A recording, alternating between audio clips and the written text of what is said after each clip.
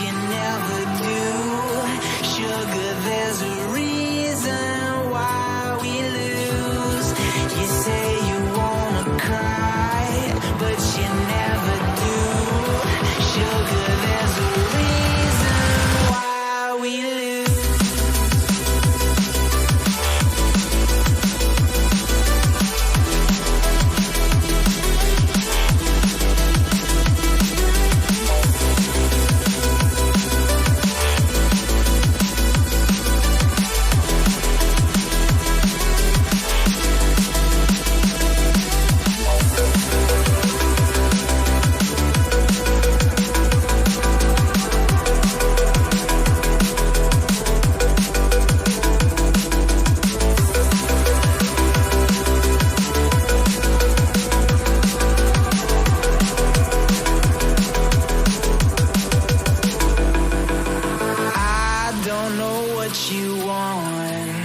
Let's have a bit of fun till I downfall. My love, if you feel like I do right now, don't say you're on the run to the other side. My love, you say you wanna try, but you never do. Sugar, there's a reason why we lose.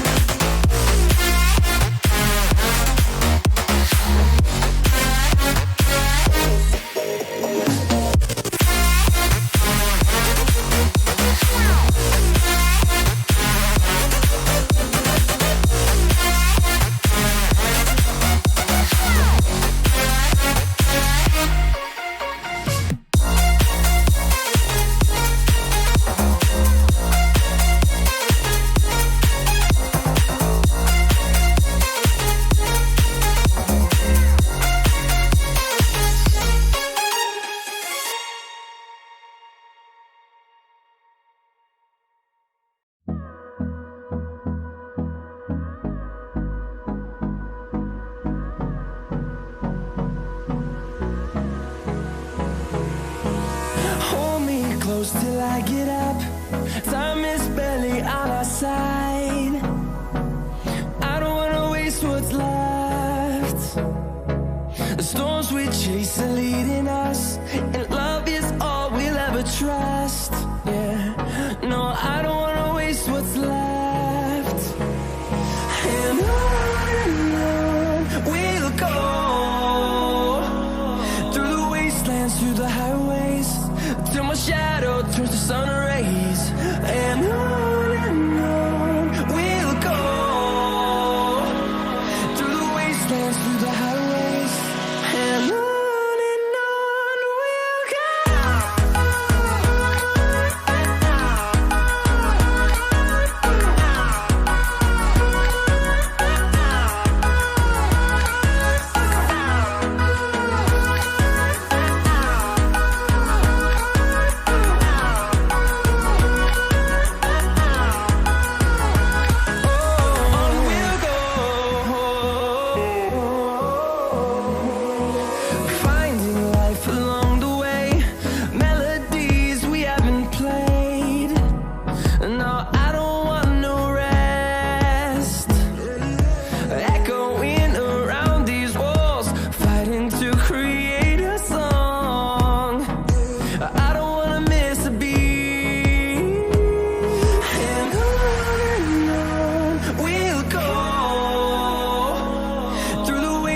Through the highways, till my shadow turns to sun rays.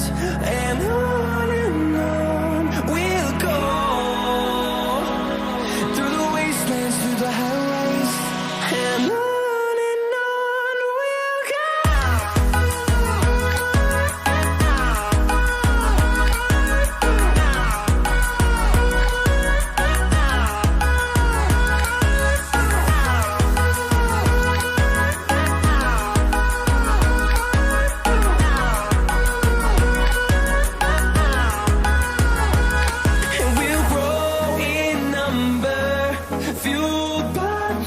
See the horizon, turn us to thousands, and we'll grow in number, fueled by them to see the horizon, turn us to thousands, and on we'll go,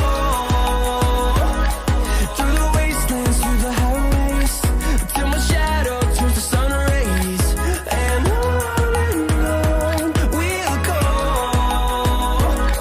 through the wastelands, through the highways, and on we'll go.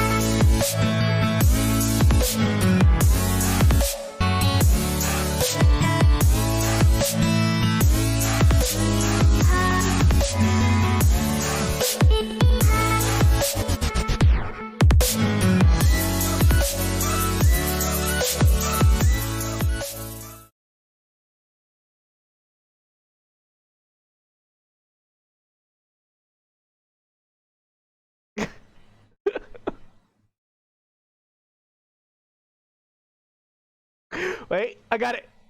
Wait, what the? No, wait. There was no volume on you. On the back line as he muted and started the intro. Oh, I am my God. Geldev here, of course, joined here by the muted Duke, as we are going to be watching tonight the match of Rent Free versus Goose, Geese. Tonight, of course, we'll be watching the lovely maps of Clubhouse with Rent Free starting on defense and Villa starting with Geese, Goose, I got it backwards, defending. And if you don't know the players on the teams on Rent Free, we got Alex from, I believe actually this is entirely ASU Wait a minute. game. Wait a minute. Hang on, Caldev. Oh, what did you just say? Wait, what? Duke? Did I fuck up? I think Duke is trying to confuse the hell out of me, and it is working. Alright, well, I'm just gonna ignore that and just go straight into bands here. We got the attacker bands. Looks like the first band's gonna be from Orange Team, which is Goose Geese, of course. As the timer is ticking down, I'm pretty sure majority ASU team, because I was told that I know the left side is quite a bit of ASU players and on Rent Free, and I was told that Goose Geese is pretty much ASU D2, so this will be a little fun of a fun rivalry here. Okay, rehosting. And we're already getting the rehost as soon as we got our delayed match. A lovely start to the game, as we already get to see the Maverick band come out here. Of course, this is Clubhouse. That garage wall is the most annoyingest thing in the world. Let's just get rid of Maverick. Let's not play the game of who wants to aim at a fully reinforced wall and shoot the hole first, or throw a nice nitro cell through it. It's lovely to see how the meta of Siege grows, where it's at first it's like you reinforce up a wall. It's like you don't have to worry about it. You can just leave it alone. And now it's like you reinforce up a wall and you have to keep your crosshair just placed on it, waiting for the map to come,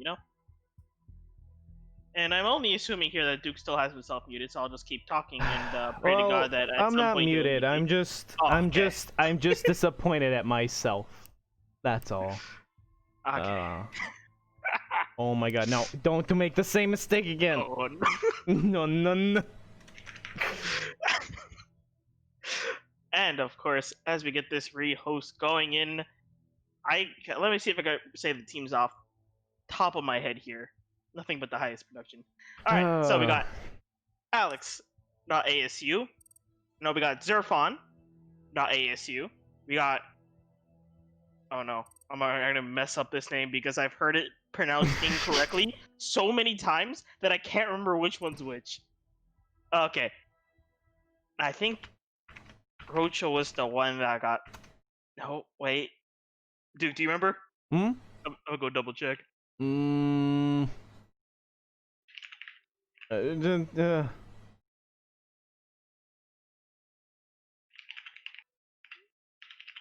Okay, so like, Okay, there we go. I was right. It was Rocha. Okay. I just need.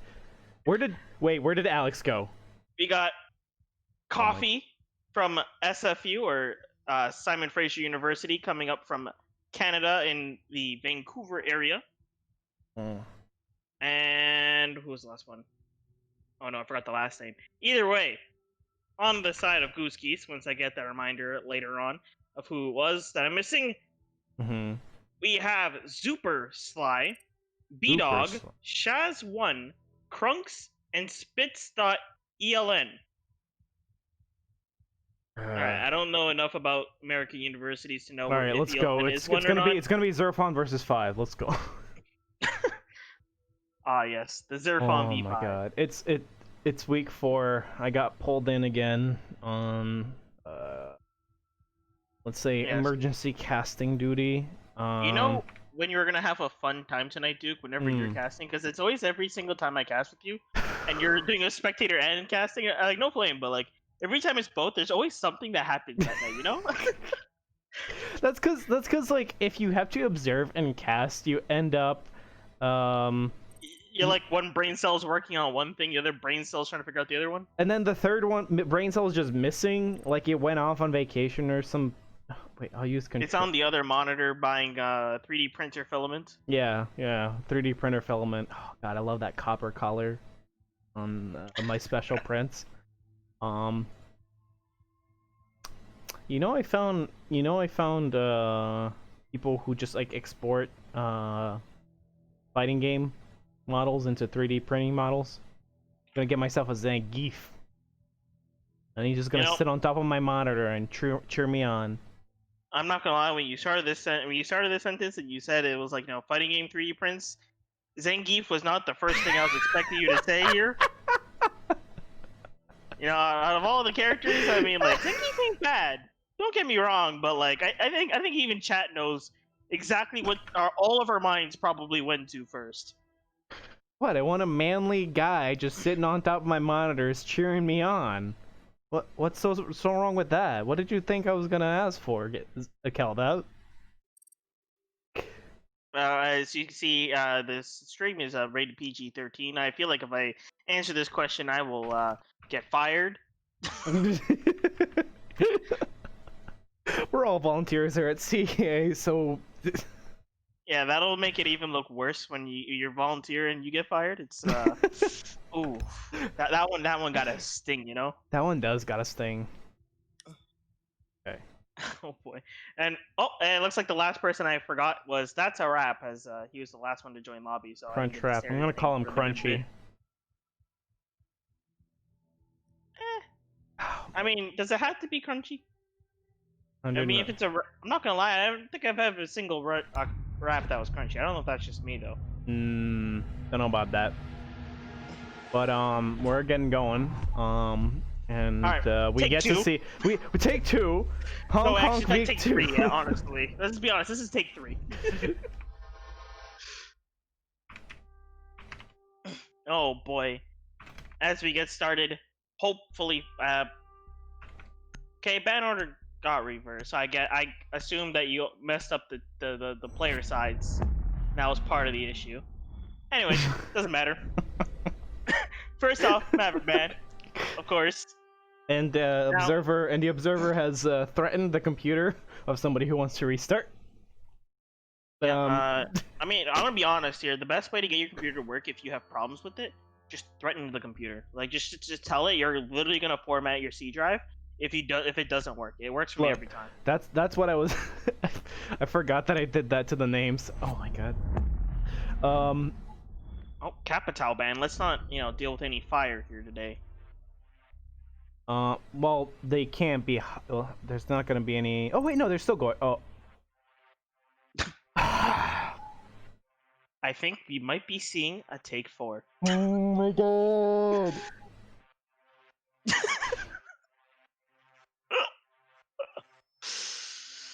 Oh boy, oh boy, oh boy. This is gonna be a fun one tonight. Oh god, as Cade gonna get taken off the board, make the job of tricking the wall just that much more dangerous if you want to go for it. Let's not just use the clairvoyance and throw the thing from far. Look, I don't need to rehost until the teams request a rehost. So, yep, true.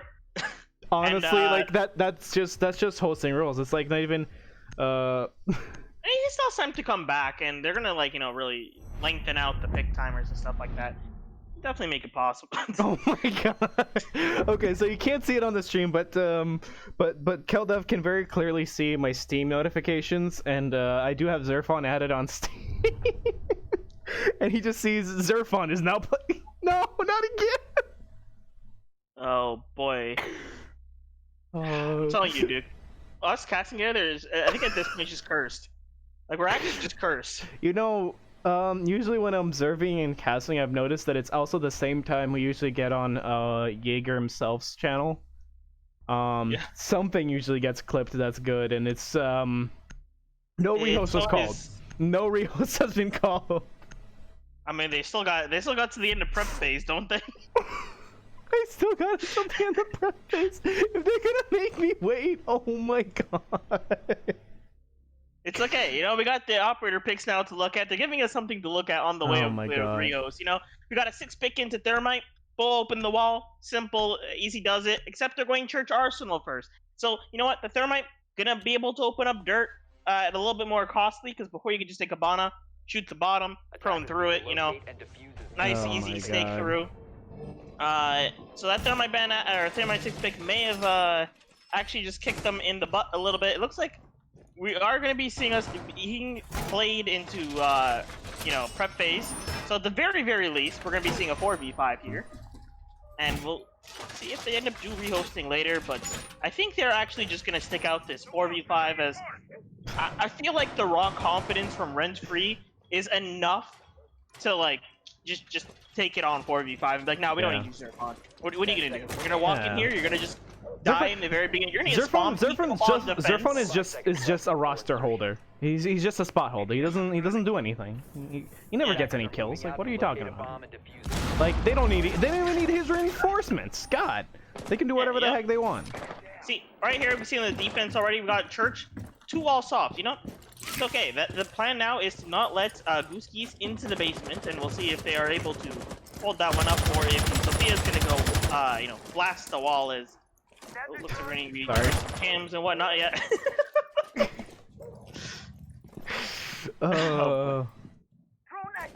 And it looks like here they're just gonna be taking in stock. You know, get the nice control, get some cam work going out, seeing if they can find Rocha, who's currently upstairs. I believe is still around the cache area, just chilling, waiting for them to push up and, you know, give him the audio cue and the cameraman to let him know that, you know, it's time to just walk right in and start shooting. And, you know, it's an interesting one to see if it'll end up working out. Is the drone currently in cache room, not really looking like it's going to be checking out the red stairs, possibly, and might accidentally miss him? I'm kind of curious to see if it actually does get caught. As far as I can tell from the snippets of being able to see it, I don't think they actually just drone him out. Second, I'm gonna update the overlay in just a minute. That's what I'm doing. That's why Keldev is like stopping every now and then. Is just so that I can get the bans on screen. Oh shit.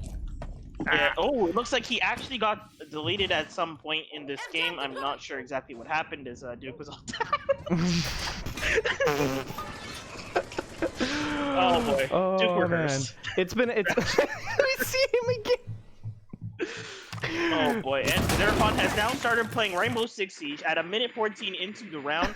Pretty good start for Zerfon there, as, you know, at this point, 3v5, minute left on the clock. We're going to be seeing a last second push here as Coffee going to take down Krunks, bringing it back down to what would have been equal. Some shots right down into that blue.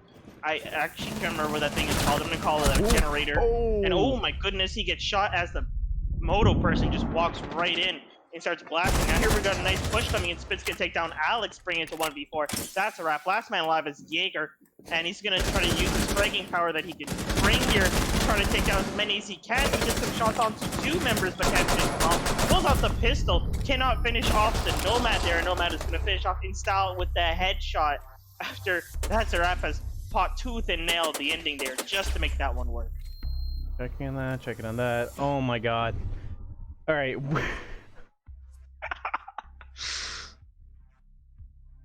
We're actually this curse cast combo. Alright, it looks like we'll be heading into... Oh! Yes! Zerfon by ASU has returned. And at this point in time, let's see if he could remain into the lobby. Oh boy. It looks like Coffee gonna take his signature dock there. I'm willing to bet he's gonna bring the P90. Willing to bet that's a P90. Oh right, I can't see the loadouts right now. But okay, let's see. Who are the oldest players in the league? I'm pretty sure Coffee and Quetzal are the oldest players I know. Probably. I'm not. I don't really know. Hell DDoS me. Keldav. I don't have the power to do that. I'm a little too, my 2 brain cells can't figure that one out. I'm pretty sure you can. All you gotta do is, like, turn on Street Fighter or something, and that's enough. No, because Street Fighter's a rootkit. You got it back. Actually, Street Fighter is pretty much just mock. Hang on a second. I should probably turn you up. I don't think I can hear you properly. There you go. Now they can hear your glorious voice. Oh yeah, so the entire cast was mute? No, it wasn't mute. It wasn't mute. Yeah, they just... Mute cast? I'm telling you, dude, we're cursed. It's just we're that actually just cursed. It's just that you were lower than the game because I had to change my sound settings recently because I changed how the sound gets in my headset, and it's just I forgot that that changes everything. And I'm actually like half expecting a day where you get like just annoyed with like all the issues and you end up getting like a what's it like a side what's it called? My mind says it's a mixer, but I'm not exactly sure the exact term for it. I don't Where know, you're man. able to adjust all the volumes and all like of that stuff, but not. Yeah. Like I just get like a DJ's freaking. Is that the? Oh, real quick, what's coffees? Yeah. Yo, ACOG? Check it.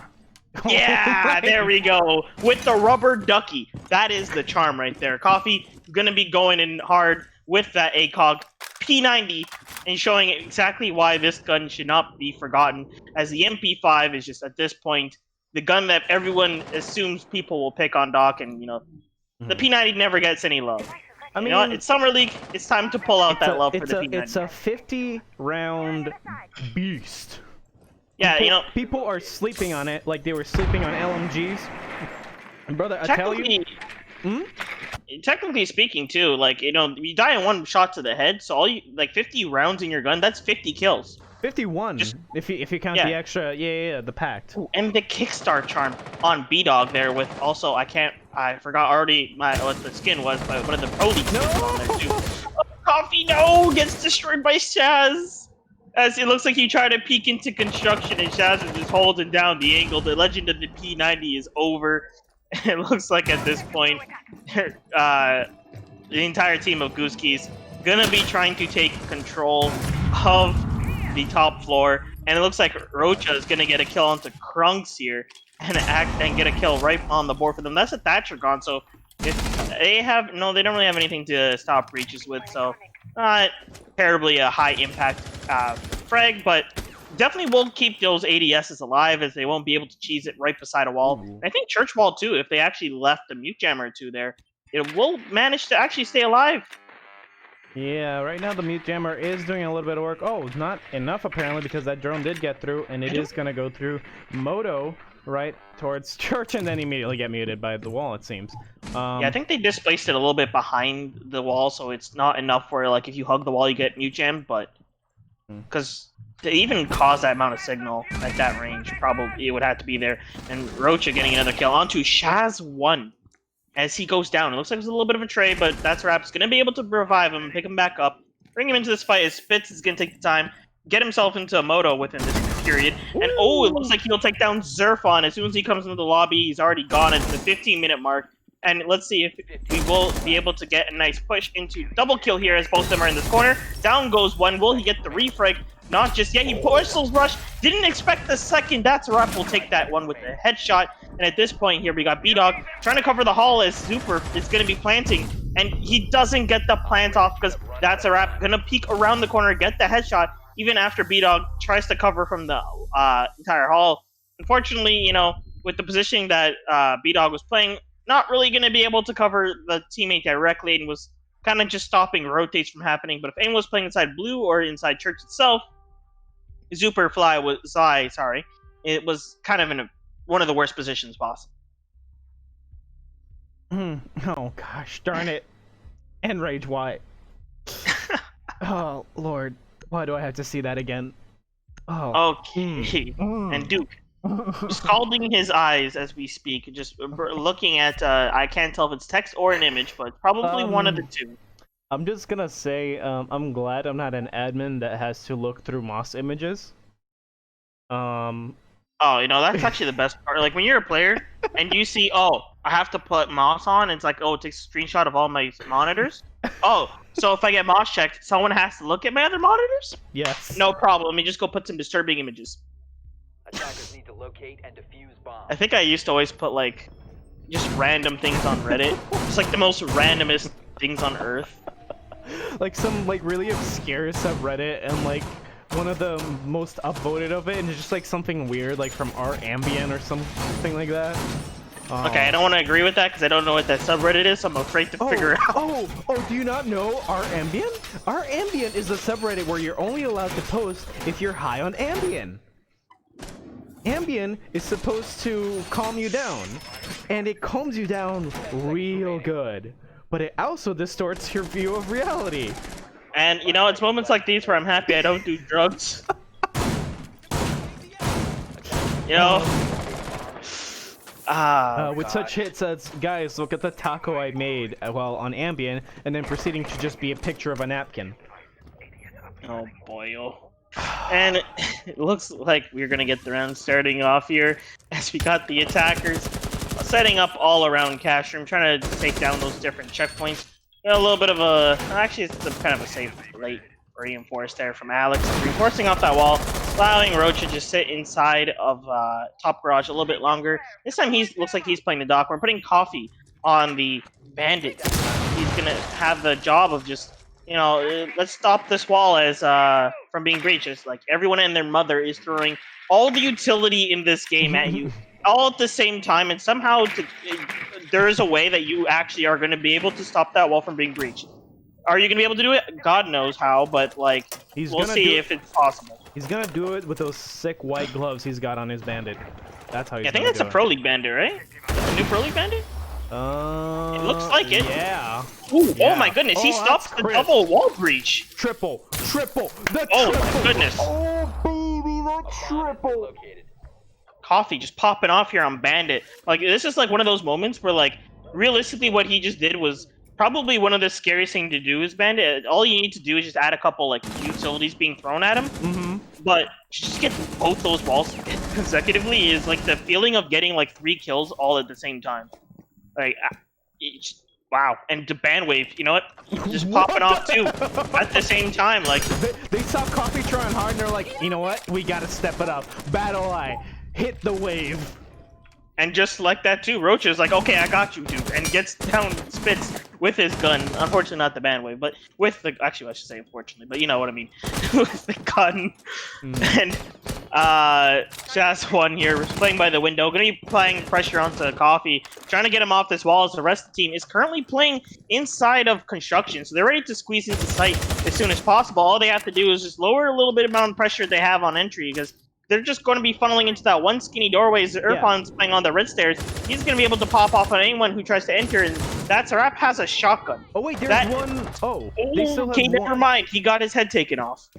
They have one more Habana charge, which they're using in construction at the moment to try and get a sight line into cash. But Shaz from below actually is going to get Zerfon, and it's going to be down to just Alex Coffee. And oh my god, Coffee then follows up the bandit trick by getting a headshot onto Shaz, destroying the flank with only 15 seconds to go. And now all he has to do is shoot towards the doorways because they have to push for that. But Rocha is going to find the kill, push towards construction, and get shot from the window as somebody comes in and tries to hip fire SMG-11, the Maestro, but not able to get it as Coffee gets a second kill, rounding off this, well, round.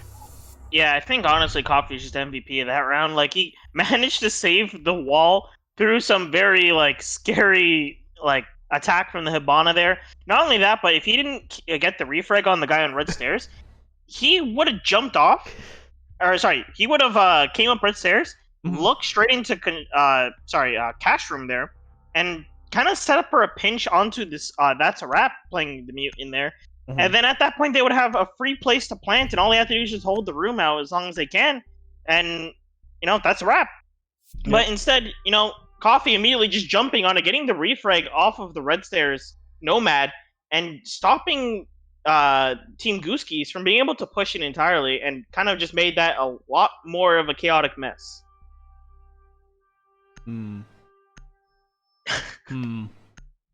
Big It looks like we're getting the 6 pick into castles. We go into gym bedroom. Probably going to be seeing, you know, your standard generic. Let's put everything in gym, like all the counter grenades in gym bedroom, and this time Rocha will be there on the wall to get the trick. See, you guys don't know. You get this castle, you tear down the barricade, you put up a new one, you put like all the ADSs and their mother like inside of the gym side to burn out any utility coming through. One by the drone hole just in case they go through. That means the rest all the way over here. And now we castle barricade that one up too, and probably if someone did bring a deployment shield, which they didn't, so that might be a little bit monk-esque, but get the deployment shield right by the drone hole so they can't really just burn out the ADS there, and, you know, throw in some nice frags and give you a little bit of cover. And if the castle barricades ever do fall, that deployment shield will also give you cover from there.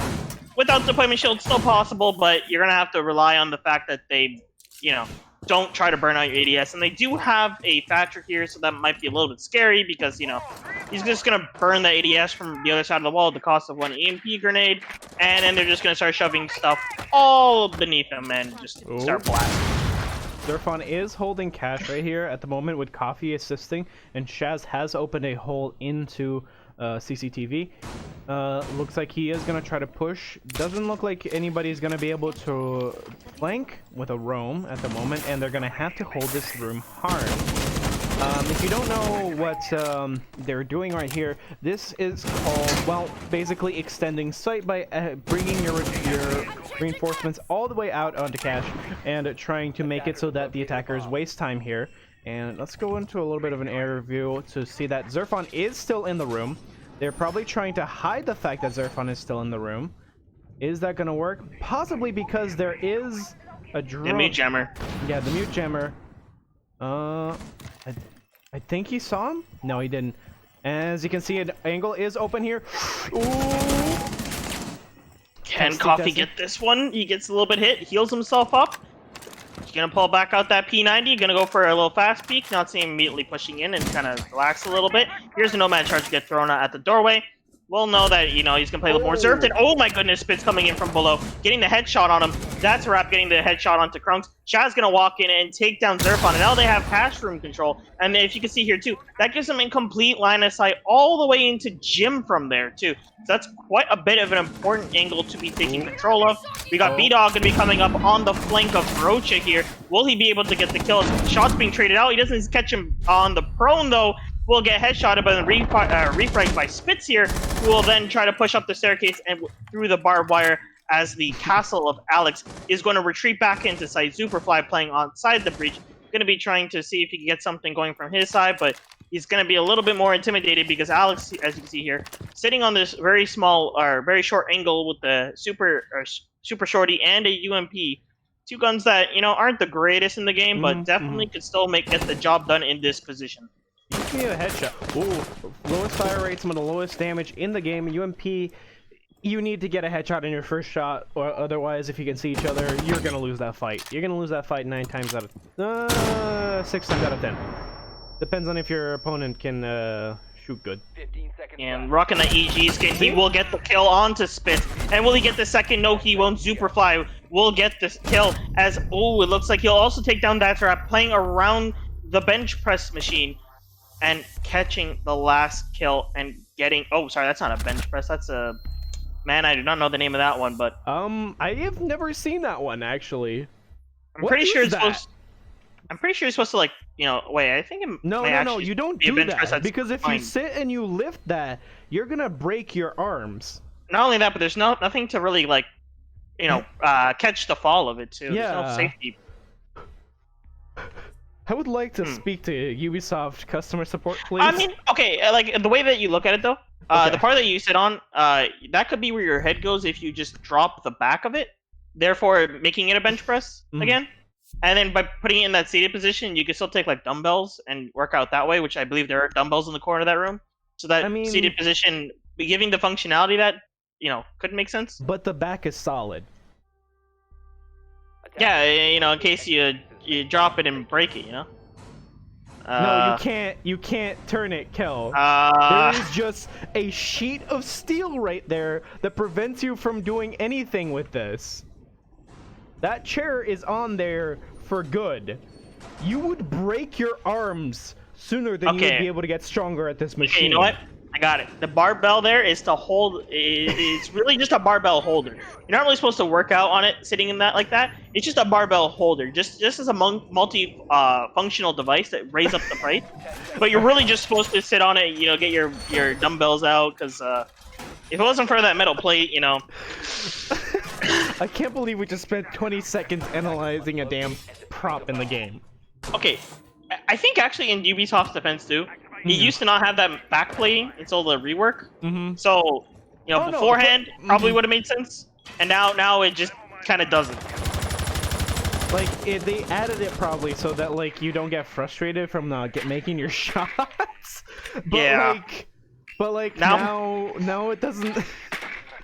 You should just get one of those like the full jungle gym type thing Hey, where you... I'm gonna say it right here. I'm glad that I'm not a game developer, because sometimes you have to literally give up aesthetic for the sake of like making your game more fair and balanced. And sometimes crunch period.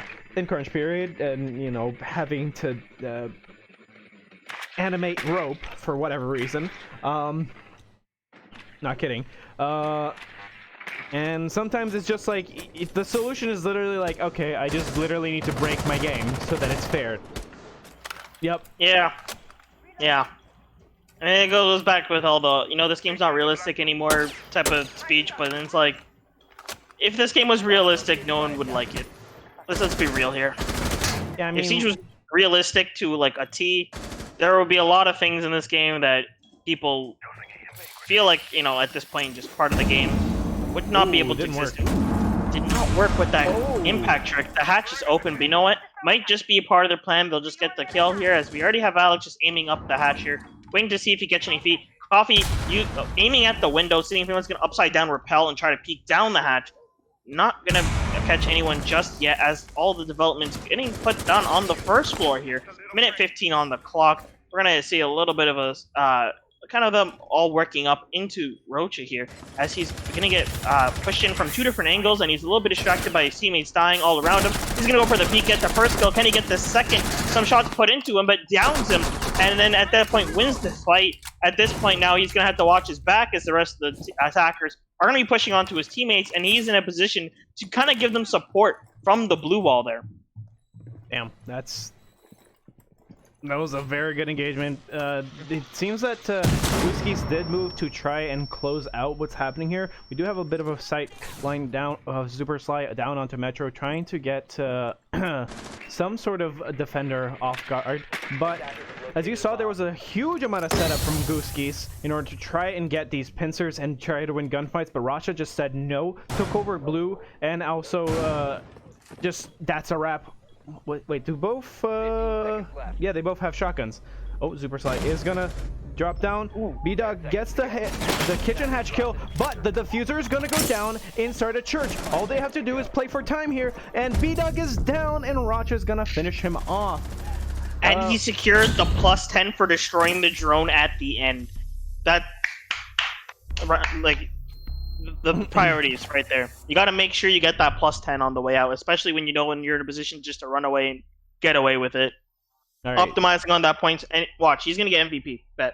So if you're wondering why the round didn't immediately end with the Zofia getting downed, that's because Zofia has this very handy passive ability that's called... Absolutely busted. It's not, because it doesn't... It's busted.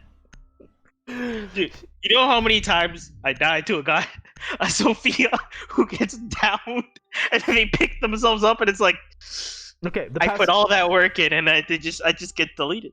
The passive is called honestly, like, yeah. The real reason why I say it's busted is just because she's already a really strong fragger, and they're just giving her like another ability on top of that you know. You could technically give any operator in the game, but you know only Sophia can have it because reasons. And then it just ends up, you know. So why does a fragger get it? You know. It's interesting to me because like, hang on. Oh my god. I am hanging on, dude. Don't worry. Sorry about that. It's really interesting to me because like like there is also like a huge penalty to using it. Because like usually if you get picked up by a teammate, you get 20 health back. But if you pick yourself up, it's like 5 health. And it's just however,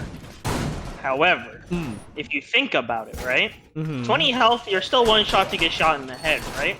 Yeah. So by getting someone else to resurrect you, you're actually risking their health bar. And therefore picking yourself up is probably a lot safer, and you're losing 19 health, yes, but you're probably going to die on like 2 shots anyways, let's be honest here. 20 health may sound like a nice value, but with damage in this game, that could actually be 1 shot for some guns, like you know, if a colleague team kills you or something. Well, you know what was a really funny bug when Zofia came out? In custom games, is she tried to get herself up, and there was one setting in custom games that just like set like health went down to like 0 or something for her because Oh, don't tell me what's fault. Yeah.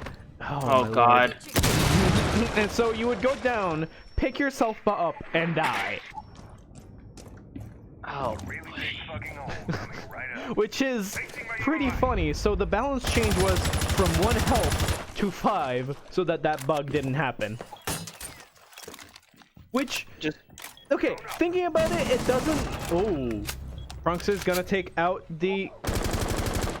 coffee. Looks like he was gonna go for a little bit of a fun run out there, but unfortunately just got blasted as Trunks. Actually did take quite a bit of damage on getting that kill, but definitely still, you know, worth the kill nonetheless.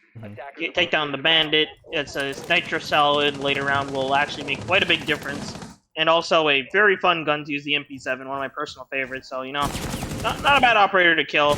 Probably not, you know, definitely are better options when you look at the defense lineup here, because, you know, Maestro, it's like kind of like your golden goose. You kill the Maestro, you kill like the usability of all those cams. Right there, he is dead now.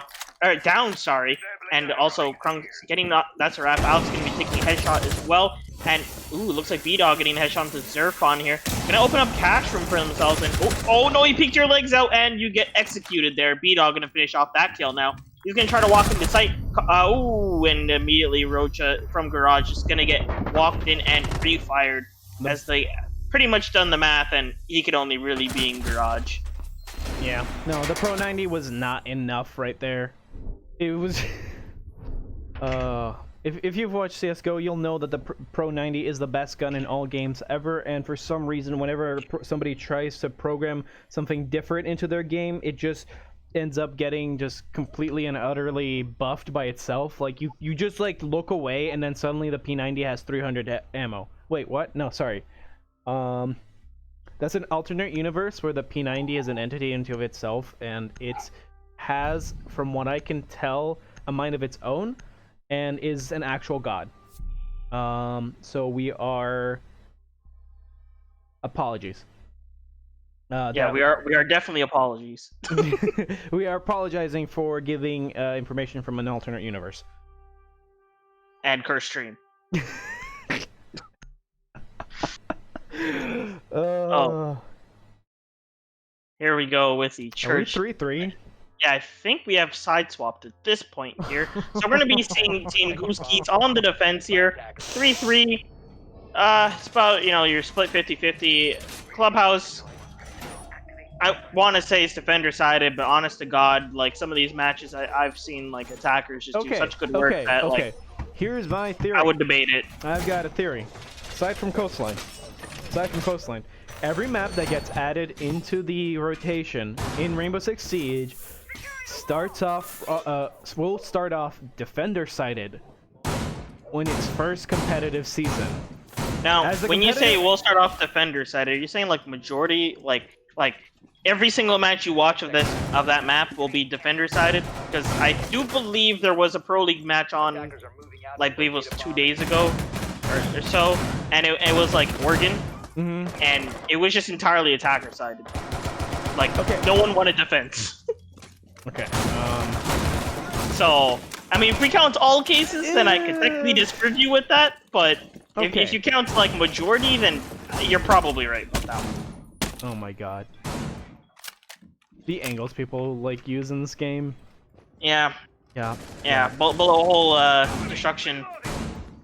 One of the loveliest interactions of the game where you could just, you know, somehow, like, if I know this is a video game, but you know, you look at the barrel you look at the reticle and you start thinking about how a drone hole, not drone hole, sorry, bullet hole peak works, and it breaks your mind just a little bit, you know. Can you actually imagine, like, Siege players as Spec Ops agents who just, like, go in, they make a little bullet hole just so that they can see an angle in, and they would have a power drill and just make a power drill hole, yeah, like, with the tiniest bit in the world. Yeah, and they would try to get, like, the terrorists or something in that way, and then the terrorists would be like, oh, he's right there, shoot. Don't care. I got myself thinking by saying that, what if they actually made an operator with a power drill and he could just deconstruct things? There is an operator with a power drill. What are you talking about? That's Capcan. And he does deconstruct people. What the? And Racha's gonna find Spitz's head right there, peeking out from the shield, who was trying to watch from an angle from upstairs, but apparently did not get the memo that somebody was down the stairs. Grenade has gone out. It's gonna drop in. Not gonna get the defender below. He sees him. Shoots out. Does that Spraying the floor. was that damage or no? I think he took a little bit. Oh, downs him right back though through that nice angle. Grunk's gonna go down right there behind the box. He's gonna get picked up nice and quick before anything's gonna happen to get punished. Hatch will get opened up finally using all the pressure. Actually, it looks like the sludge was downed in the mess of that actually, and Yeah, no, did was... himself. Yeah, it was a nice little down trade, you know, and they both get back up to get that little. You know, one-shot headshot health back, and we'll see how this will go as they start to push in. 40 seconds left on the clock, you know. They're going to have to make this one nice and tight and a little bit organized here as, you know, if they just try pushing in one at a time at this point, they're going to get dismantled, and they know that themselves too. B-Dog getting the headshot onto Rocha. It's going to be a nice tight one as 30 seconds left on the clock. Let's see how that happens. What the heck? Wait, was that an impact grenade or is that a grenade? Oh. Impact grenade and shotgun the other wall. Okay. Looks like they're making a bunch of extra rotation holes to try and keep the attackers guessing at this last push. And it looks like Zerfon and Alex are going to try to push down into Moto, but no, Zerfon is going to be pushed, forced to go into gun. He's not looking the right way. Oh my goodness, Super Sly getting double killed. Just go, Alex going for the plant. Super Sly is going to finish it off with 3 kills right at the ending there. And he also got the down on Sludge too. Like, my goodness. That was around.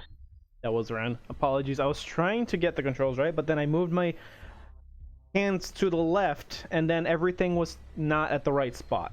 Yeah. It's funny, too, because me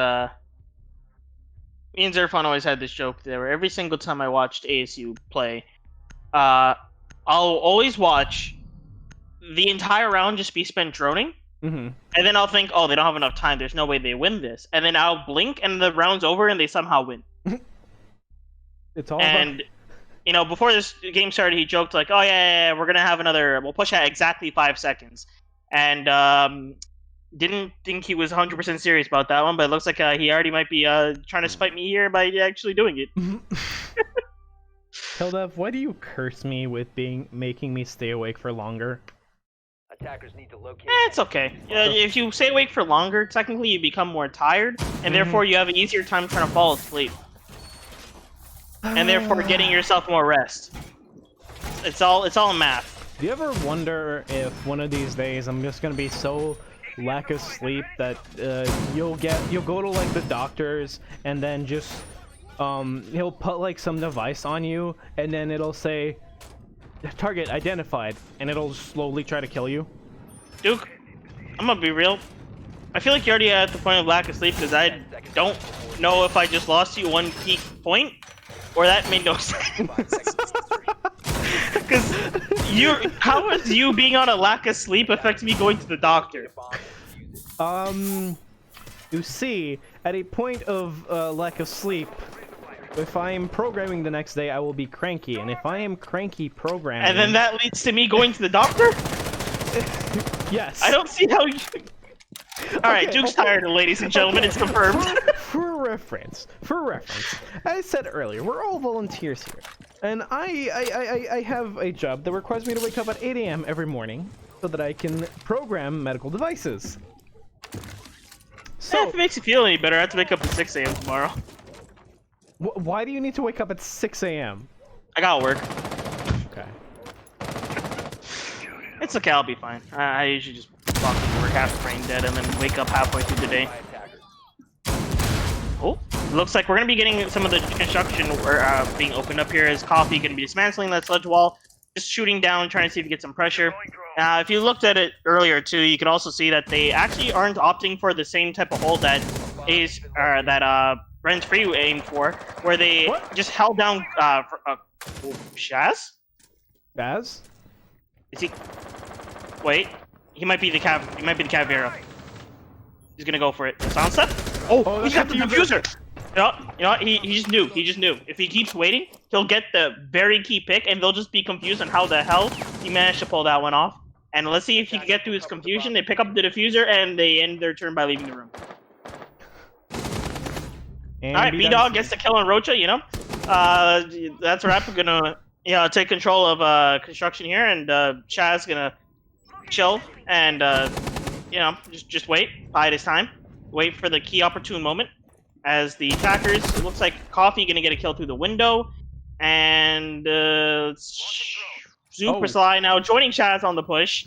Chaz jumping through the window. Okay, and Super Sly goes down the stairs. Chaz gets a kill onto Coffee, and wait, he jumped out the window then.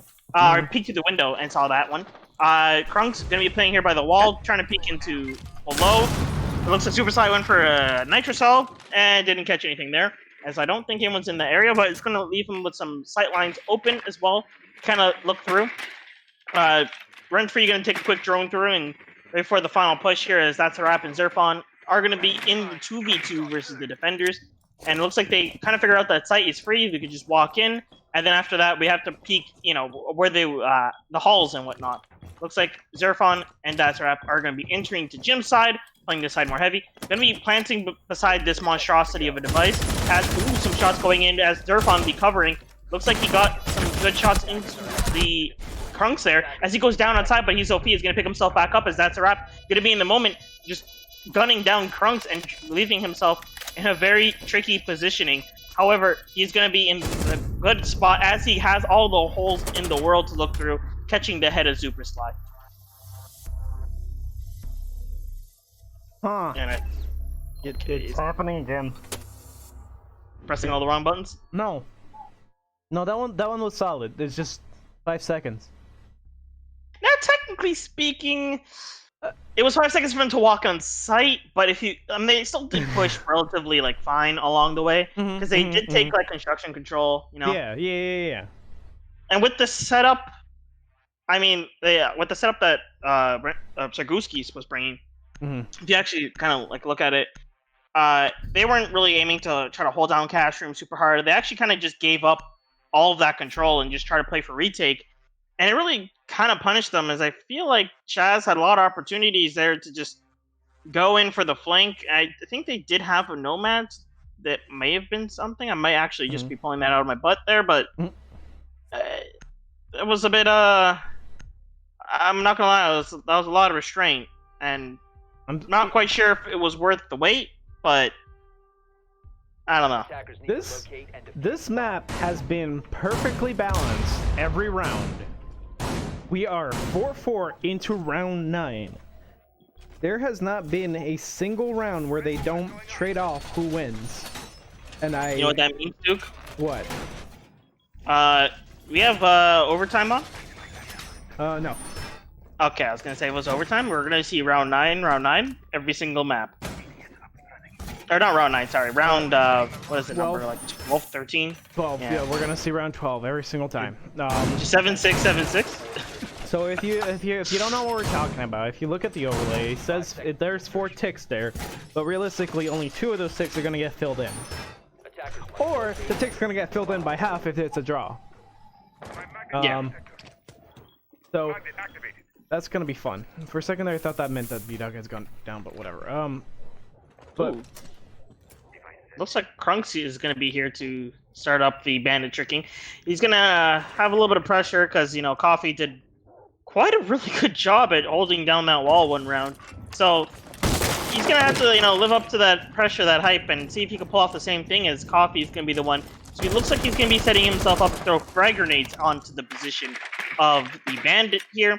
And other than that, they can take Zerfon, go below, blast out his floor, and potentially down him too if he's standing right on the spot that he blasts. Ooh. And judging from the blue lines, I think he is in the basement at the moment and setting himself up to come up blue stairs and then strike. Yep, as there goes the wall and there goes the bandit. As I said before, if you blast right where the bandit is standing with both blasts, that's an instant death. man. Oh, Zerfon with the double kill, taking out Shaz with the Jaeger. It turns out he was below in basement, chilling too, and catch him out before he could get flank going on to the team, and gonna leave us down to a 3v5 here with all full health on the attack. Things are not looking good for the defenders. Oh, Spitz getting the head of Coffee after a little bit of a delay there. Gonna be throwing a nitrocell out the door, see if anyone's peeking immediately close or trying to rush in. Doesn't catch anyone, however, and the drone worker's gonna start going out, trying to figure out where they need to be peeking in as they strike. Also give his fellow teammates time to try to push up and get into position for the final 5-second push. I think Rush is gonna be pushing from below here towards into either garage or gonna go up the stairs. Not quite sure. Or he's trying to find somebody just sneaking around.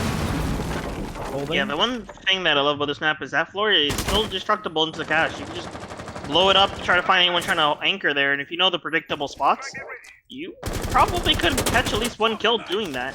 And it looks like they weren't able to find anyone as they played off-site, but it looks like D-Dog does catch Zerfon, however. Trying to walk into garage, gets his head blown off, and I can tell right now he's probably thinking, damn, they got me but didn't get Rocha, but you know what, it's fine. Because now he's going to push up and accidentally flashes himself there for a second, but we're just going to keep burning utility as Alex is going to be throwing his own flashes up there too, and just trying to gun down the guy in garage from every single angle, as we have one below and one at the doorway here, kind of making him look at the doorway and not expect Rocha coming up the staircase. Proximity alarm goes off. Goominan is like, he's going to get stuck where that proximity alarm is going off, and I don't think he's going to get peeked on while doing so just because of the number of defenders left alive.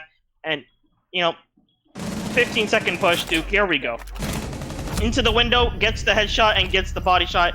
That's the end of the round. Like I said, you know, even with a 5-man lead at very early in the round, we still got the 15-second push.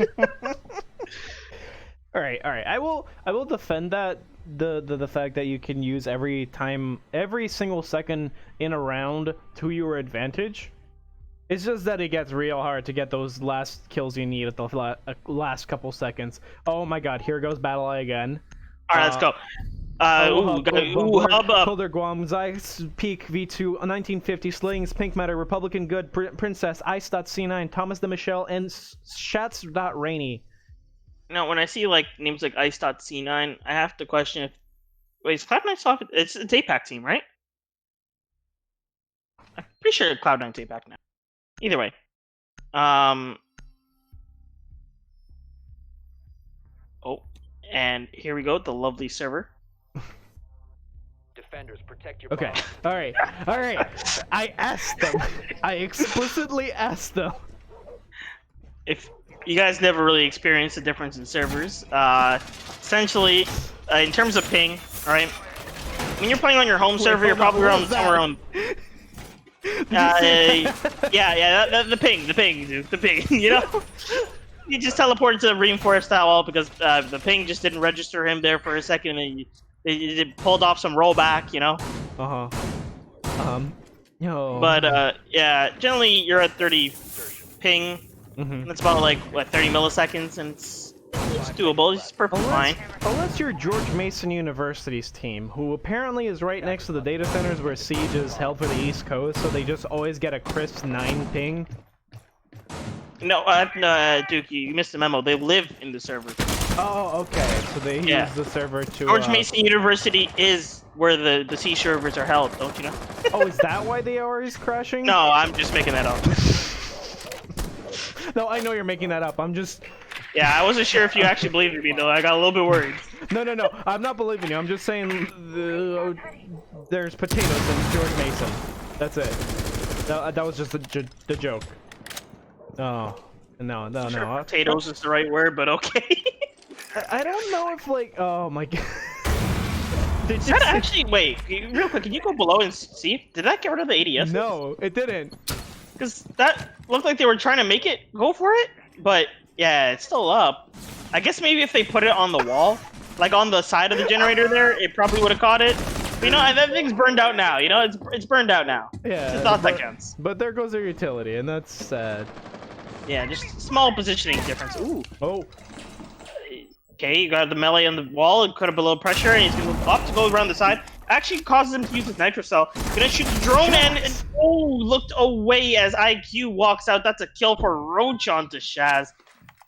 Just, my goodness, and you know, I actually love this combination. Just the LMG with angle grip hollow. You just rush every single short angle, and you win because you have the angle grip to help you aim in quicker, and you also have a 1x. You pre-fire for days. That's all you do. That's all you do with the G8. That's why I said that people were sleeping on LMGs for the longest time in this game, because The main so if somebody's got peeker's advantage on you, how do you beat that? How do you beat that, Keldev? Wait, is that guy still in blue? Yeah, Or is no, he in no, church? he's not. He's in church. He's in church. Okay, I was gonna say I thought he was behind the generator because I really looked at it. And I was like, wait, there's no. No, he's church. He's trying to cover Moto, and he's trying to also be able to rotate back into. Oh my goodness! Super slide, getting the kill on Rocha. Spits firing shots into blue. Doesn't look like he's catching any kills just yet, or any connection onto any bodies. As Zerfon still in the back part of Oil Pit. Looks like he's gonna start throwing out his utility, try to see if he can cuss. And it looks like he fishes himself out a smoke, but does not manage to get the kill as Smoke repositions himself entirely. And it's going to make it a little bit tricky for him to peek as he gets taken down. Krunk's getting taken down by his own teammate here in the process. Beady Dog fishing him off with the shotgun. Get the impact trick, stop that breach. 15 seconds left on the clock. That's a major breach denial right there. They're going to have to push into Moto, but the smoke is just smoking off the doorway. They're trapping them inside there. They're going to have to try to detour through the hall or try to push through the smoke, and we'll see which one kills them first. The bullets or the smoke, and it looks like the bullets will as Super Slide takes down Alex. Oh, looks like, yeah, both with the UMP there, or did he... Hang on. Yeah, there's no way to tell. I think he downed the other guy behind the smoke with the UMP, and then the other guy pushed you with the smoke and died to the UMP as well. Mm-hmm. That was one of the flaws in the last second push of where, Smoke entirely counters that meta and just allows himself to just cut off like the entire map. Mm-hmm. Speed-ups. And of course here 5-5, super even score. You got Gym Bedroom here as Castle gonna be brought hard picked as well. Not even gonna put up the illusion that they might go somewhere else, or maybe not like a gym bar that Blue Card is on the inside praying for, whether he's watching or not. You want to see that gym bar, the bar stock. Okay, I think we might be getting CDAPs if he replies in a second. Oh boy. And here we go, episode 2 of the Cursed Cast. Oh boy. Oh my god, it is 11:30. I am not gonna get to sleep until 1 a.m. That's fine. Your best work is always done when you're about to knock out. Why are you correct? Like, my most memorable casts are usually when I have a little sleep, things are very cursed, and there has been a bunch of scuffs throughout the day. Yeah, because you know why? It's all that stuff that makes you appreciate the small stuff, and you realize the small stuff actually is something rather big, God. Yep. Okay, so we're gonna see the double castle barricade there. Barricading off both windows, but they brought Sledge every single round, but not this one apparently, so that actually will work out for them as they do have Coffee's breach charges, so you will be able to open it up using those, and that's not very expensive. So that's a pretty good utility to have to get rid of that. They're doing decent. And then, actually, no, it looks like he changed his mind, went over to the door there because there's no way in hell he didn't put the one over there. And welcome, CDAPs, to the Cursed Cast, as, of course, this, I like to call this the Cursed Cast because every time me and Duke cast, there's always, like, a train wreck involved somewhere. Welcome to the Cursed Cast now. You can talk, CDAPs. Yeah, I was just waiting for a little gap here, but hello ladies and gentlemen, I'm CDAPS, the worst caster here on the CEA team, and I'm going to currently try to connect on Parsec and get up in this action. And of course the action you missed so far is Rocha got a headshot onto Spitz at the 2-minute mark. That is an early frag here, and maybe might be able to see a little bit of a increased speed coming in from the side of Renfree, because that last round really did show that, they can't really keep affording to just do these last second pushes because of the utility that the defenders are bringing, and this time it is the Ella instead of the the smoke, and that's going to cause a little bit of concussion, a little bit of confusion on any entry here. Down goes Shaz, right? I was about to mention it, from Coffee with the headshot on that Blackbeard. Gonna just take him right off the map, and looks like Supersly is left on his own to hold down inside cash room here, and things are not looking too pretty as Roach is just now probably gonna jump into that window and just start running in, and it looks like Coffee first is going to drone it. Good decision, as you can make sure that the other angles are not something he needs to be worried about, as looks like Krunk's still holding strong on this trick, even though they do have a Thatcher still. Down goes Super Slide. They 100% just saw him through the drone, and wait, Actually, they may not even know. There's a chance that they saw him through the drone and just recognize that, hey, shoot this corner real quick and see what happens. Or the other chance of, oh no, he got pinged. Yeah, okay, they're styling on him. Okay, yeah, you see there's the ping. There was a drone on him. They just told him immediately where to shoot. As Krunks immediately shoots, that's a wrap. Rocha will also go down here as he gets revived. B-Dog hiding behind this couch and mattress combination here. Krunks gonna be trying to hold down from the hallway as B-Dog holds on to the site. A little bit of window pressure going on as Zerfon is going to be sticking onto these windows, trying to make B-Dog keep on his toes as Roach and Coffee are going to be pushing him from the doorway. So it's going to be a little bit of a tricky situation for him to prioritize which way first. Looks like the push is going to start coming in as everyone's in position now. B-Dog waiting for this construction door push. As I see one prone peeking, he will immediately get snapped on and killed. Tries to peek the window, sees the Blackbeard shield, backs off, and tries to peek the doorway again, but loses the gunfight. Krunks will get the kill there on Zerfon. Alex getting killed. B-Dog, Krunks, last man live, hitting inside of this little bit of a breach area, and manages to get 3 kills this round now. Just leaving it down to a 1v1 versus a Blackbeard with Diffuser. 1 second left, he's going to have to stick this plant, but instead he tries to go for the frag, and because of the Blackbeard shield, could not manage to get there in time. Even tried pulling up the Desert Eagle, and unfortunately will lose the round on that note. Hello. Yeah, at that point, it was actually really great play from the Bandit to prioritize the planter, because in that position, they essentially had to stick the diffuser. You drop that onto the ground, it hits 000s, and you win that clutch without even having to use any excess bullets here. Really smart play coming out of, I believe it was Krunks on the Bandit once again. And so now we will be seeing the is it Goose Geese? Mm-hmm. Yeah, Goose Geese on the Goose bottom, Geese. Rent Free on the top. Yeah, so Goose Geese is going to be hitting match point now on this last round of regulation. Actually, there is no overtime here, so the last round of map 1 here. Whoever wins is either going to get a tie if you are on the side of Rent Free, or you will be taking map 1 for yourself if you are on the side of Goose Geese. And on that side of the defenders, they do get to go up to CCTV Cash Room, which is the predominant site of Clubhouse. Now, CDAPS, I'm going to give you a little bit of backstory here, and it's going to be that... Did you know that the first round of this map was played 4v5? Interesting. On which side? A Rent Free lost Zerfon it right as the game started. That is And tough. more fun fact, even when we started, it was a very strong delay as there was some technical issues on one of the players' side. So, hence adding more to the cursed cast meme. Yeah, Yes. So at this point, it does seem as if this entire game has been just ripped up with some sandpaper, making it really scuffed. Mm-hmm. Oh yeah. At this point, you can probably put a new paint job on it and nobody would notice. If you ever see me and Duke casting together, just know that something wrong happened, and now they're either the entire match is just messed up, or we're probably not that scale. I don't think we're gonna hit that scale ever. Yeah, no, I think... Unless Duke has like internet issues. Then maybe. No.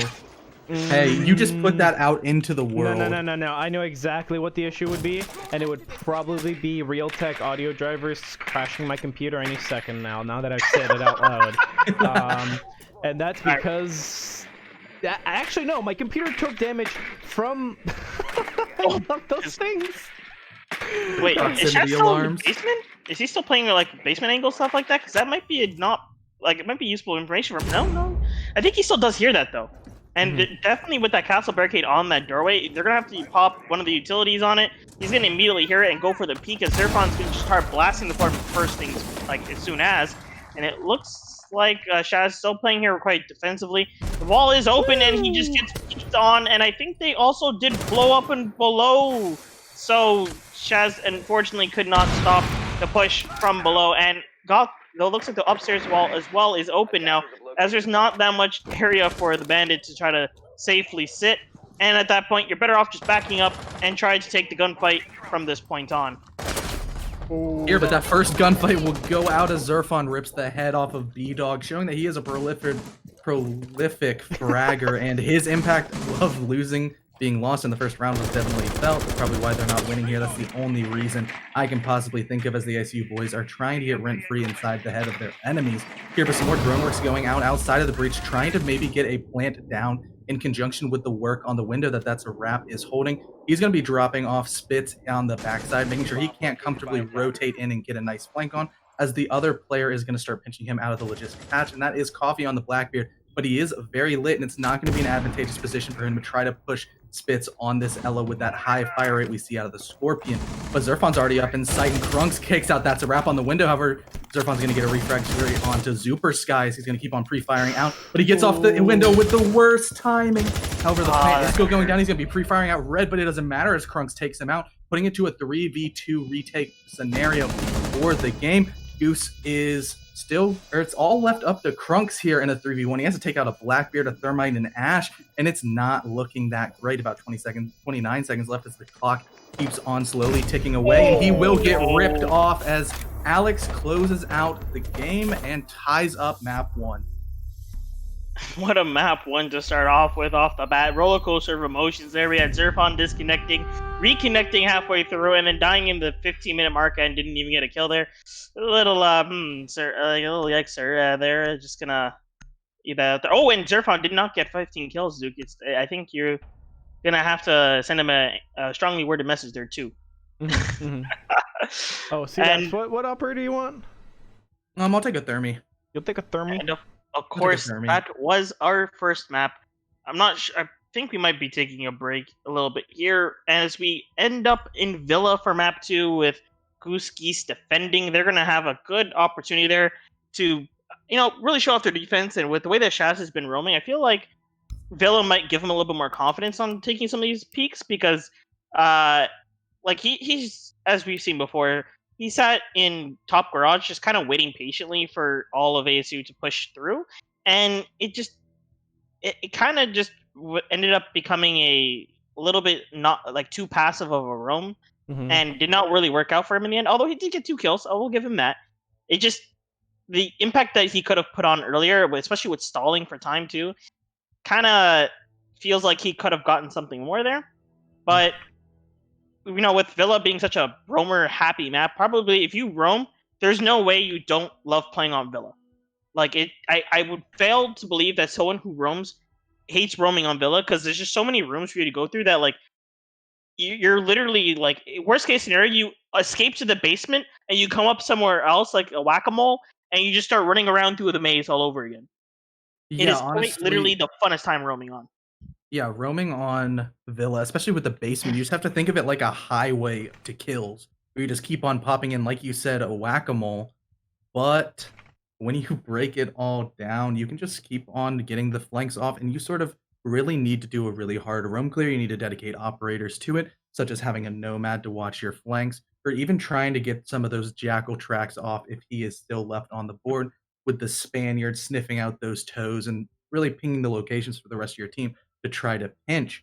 However, that really depends on how the bans go. Honestly, if you are on the side of Goose Geese and you have a prolific roamer in the form of Shaz, you're probably going to want to take that operator off the board. Maybe that'll be a little bit of a prediction here, a little 5-head move out of the move the seed apps, but you never know. All right, I'm going to be putting us into a break for a little bit, and we'll be right back.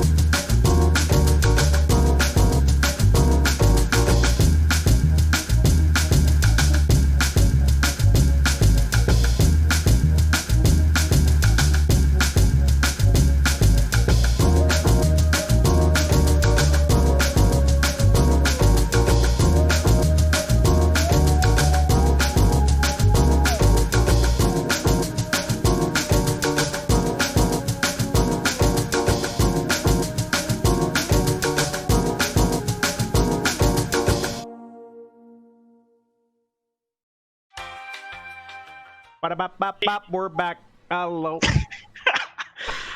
Welcome back. Of course, map 2. We're on Villa. We got Renfree. We got Goose Geese. We got the faded rivalry of mostly ASU D1 and Coffee, and versus Goose Geese, who I was told was mostly ASU D2. Not really sure how true that is.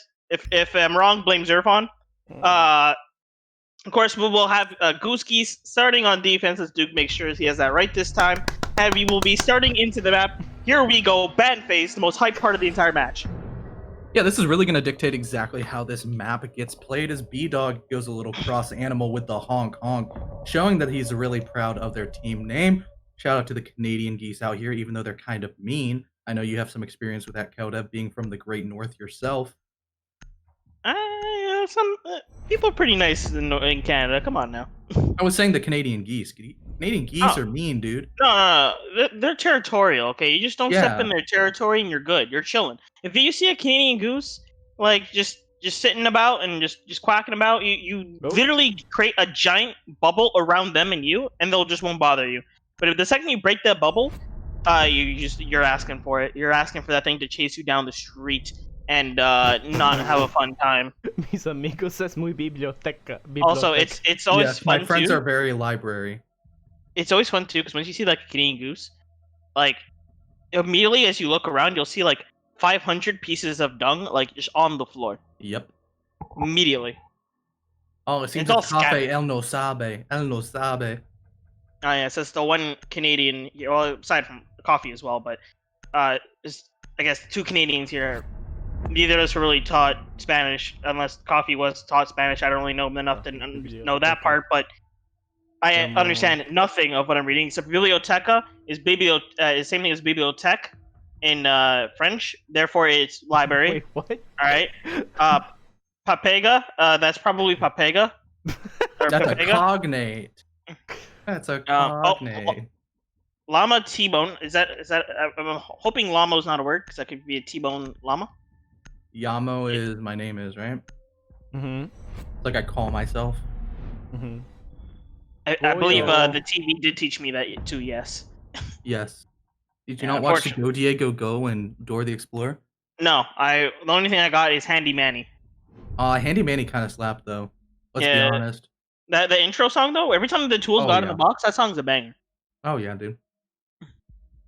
Oh man, and it looks like we got kind of some standard generic bands. You know, Thatcher, Jackal. Oh, Goyo's a little bit special here. You know, Mira as well. It's a band. You know. Hey, I had a 5-head move. Jackal is gone. Play the crab raid here. I mean- actually, both Spanish operators have bit the bullet here as they are banned away. Yeah, pretty standard. Like I said before, like this map is a very roamer happy map. So banning a character like Jackal will definitely make those roamers very happy. So pretty good standard ban on this map. And Thatcher, honestly, I was kind of surprised we saw him last game because that's a character you almost never see ever in your entire life anymore. Mira, same boat. Like literally, the character's elite skin came out, and I don't remember ever actually really getting to see it that much at all. Defenders, protect your bombs from being Yeah. defused by attackers. Mira's elite is... It's just Mira has the unique ability to completely restructure how entire rooms and entire sites are played just due to the power of her gadget. Like here in Study, if you ever try to push Study against a Mira, it is not fun. I feel like even if you just slap a mirror window on any wall whatsoever, reinforced or not, you already cause like a 20-second delay on a push. Oh yeah. Oh yeah, no, You just literally can't you even have to go below. You wall. You have to go below. You put a mirror like even on like an unreinforced wall and you're not holding it. I just stare and they go like, somebody over there. There's a design behind this. I will figure it out. If I push here, they'll come from across the map and kill me. Got it. Like you could like find the most useless wall to put a mirror window on, and it will still waste the 20 seconds of the attack as they try to figure out if there's anybody there or what secret angle do people have that they're using on it. Oh yeah. Oh, yeah. One of my favorite things, one of my teammates' favorite things, if you know Crimson Rain, aka Prim, his affection for Mira spans onto the map of Consulate and the basement with soft wall Miras on the default breach. And it is terrifying to go up against if people actually have the gun skill. Most of the time when you're doing that, you're playing like casual or something, and you're just trying to mess around. have some fun, maybe a little bit of strat roulette, but we are going to see a little bit of an unorthodox initial drone in coming out of the Yana drone of That's a Wrap, as they are going to go ahead and start burning away the ADSs on the study door, possibly as Rocha is going to go ahead and start trying to breach. The Cali bolts are, the Lances, pardon me, are going to make sure that there's nothing on those walls, but there are multiple people coming over for the impactor. However, if Rocha does get it down into that bottom left corner, crouched, he might be able to get it open. Actually, he's just going to go on down to the floor and open it up, maybe just for angles here, as the impact fail this time and force everybody off the wall. Actually, didn't open up any of the wall at all.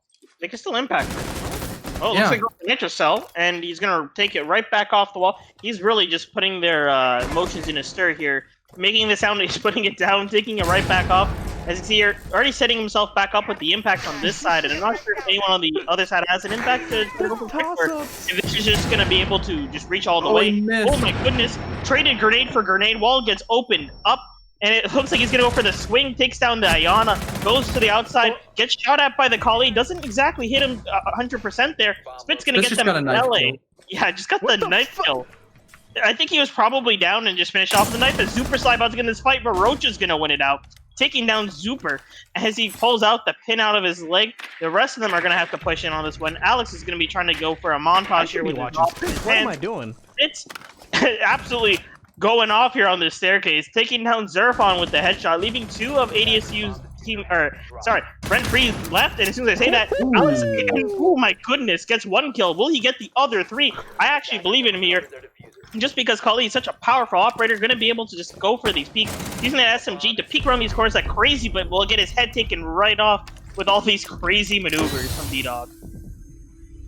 You know, I was really, really hoping that Cali was about to phase up, but no intervention 360 no scopes out here. But that first flick was actually kind of nuts, looking like an op shot straight out of CSGO. But at the end, that's a wrap, as Goose Geese will be... Oh. As Duke just saw the video that I sent him on Instagram, and he just blocked me. But it seems like he did not like the cat girl Chipotle meme that really borders off the back of femboy Hooters. I haven't watched it yet. I just said block. Oh, and oh goodness. I'm not gonna watch it because I'm pretty sure my phone is on full audio right now. Oh man, how does it feel? See that right now? You just literally got pre-fired on the block here. Like, that got a sting. He had to have had a drone on me for the intel. On absolutely, Duke's actually your roommate. You never realized it the whole time. Actually, maybe I need Duke's Moz files to make sure he's not walling on Instagram. Yeah, actually, Moz check. There's a lot of intel. He has a lot of intel. There's no way one guy has that much intel. That's what I'm saying, dude. Probably has access to your webcam. What do you think would make everybody run Moss? Ooh, a little bit of a controversial here, as a lot of people don't like Moss, but Duke has now completely admitted to forcibly putting a virus, a Trojan into your computer, and will take over control at any time. If you are game point, match series point in a grand finals, Duke is going to take over and drag out. Do you know what Moss is an anagram for? Nope. Duke Karch. Duke, you're really tired, aren't you? I'm doing the mental math in my head with the letters like algebra, but it's not working out. Yeah. You know, no matter what you say about Moss at the end of the day, I'll still use Moss over ESL Wire. Isn't ESL Wire gone? Well, technically yes, because they're now going through face it, but like, if they ever go back through ESL, like, ooh, I'm not looking forward to ESL Wire. has a very good anti-cheat for CSGO, so I imagine like we can get one for... We could get one for... Alright, I do know, if I recall correctly, one of the league directors, Calvrix, did play in a FACEIT tournament, and it was... No, it wasn't Calvrix, no, it was somebody else. Bohoja. No, Calvrix did the Oakwalls. Yeah. You did see Oakwalls. Yeah. I know, but I remember from like Bohoja's experience with the FACEIT NHE, it wasn't that great. I don't know what the work in progress. It's a work in progress. Yeah, they're having to come to Siege, which is a very different game from traditional one, which is CSGO. Nothing makes your aim look more like a hacker than lagging. Literally just snapping into walls and firing. Oh boy. As it looks like they're gonna manage to get control of below here inside of dining room. Through all this mess, I completely forgot where this is. Oh my goodness, Coffee getting the kill onto Shaz there. He Just downed him sneaking up. first. He downed him. Down him with a breaching charge. Yes. Oh my goodness. Just the 5-man push below. I'm expecting this to be another 5-second push, dude. Oh lord. They do this every time. Oh, that's a wrap getting killed from Krunks there, I think. Where is the Krunks over at? Or, sorry, yeah. Okay, Oh, so the poles. he probably got him through the hallway. I'm going to take a wild guess to say that. Yeah. Spirit's also in a good position to be able to flank on them. B-Dog getting the kill on Coffee from the staircase there in Astro.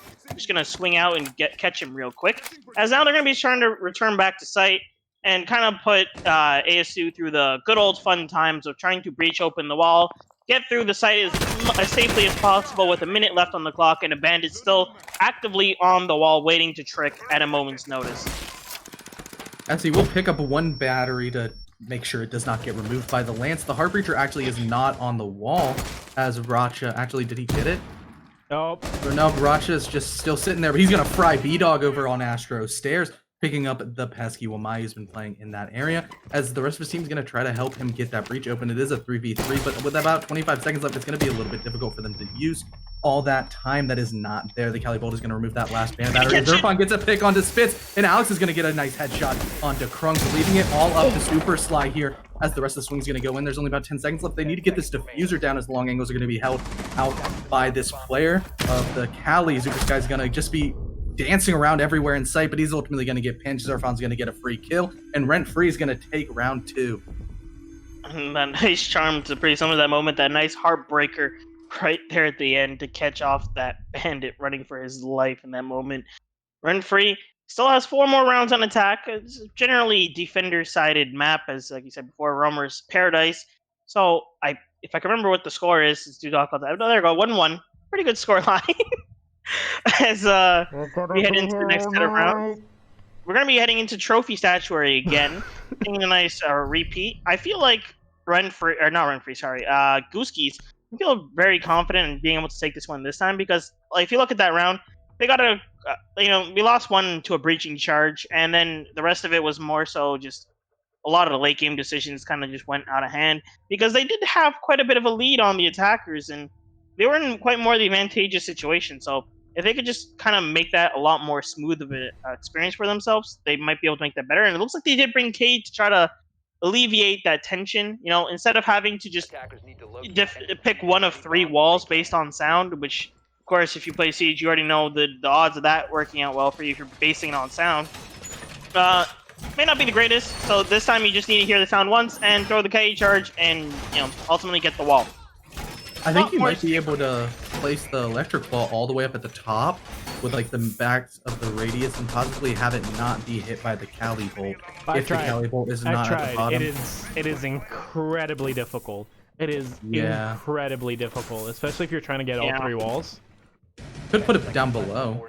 You could put it down below, but it'll still get hit because that thing has like a massive radius. It tries to cover like at least 2 walls full in its radius.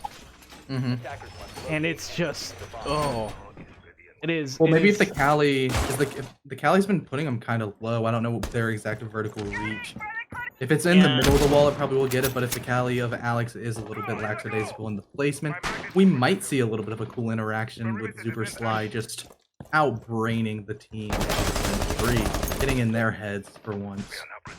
Yeah, he's gonna, seeing how he's gonna be going for the 3-wall cover here, he's gonna have to put it right in the center, and I think you do have to get it close to the wall, since the way the circle's size, you kind of, barely touch the tip of the other 2 walls.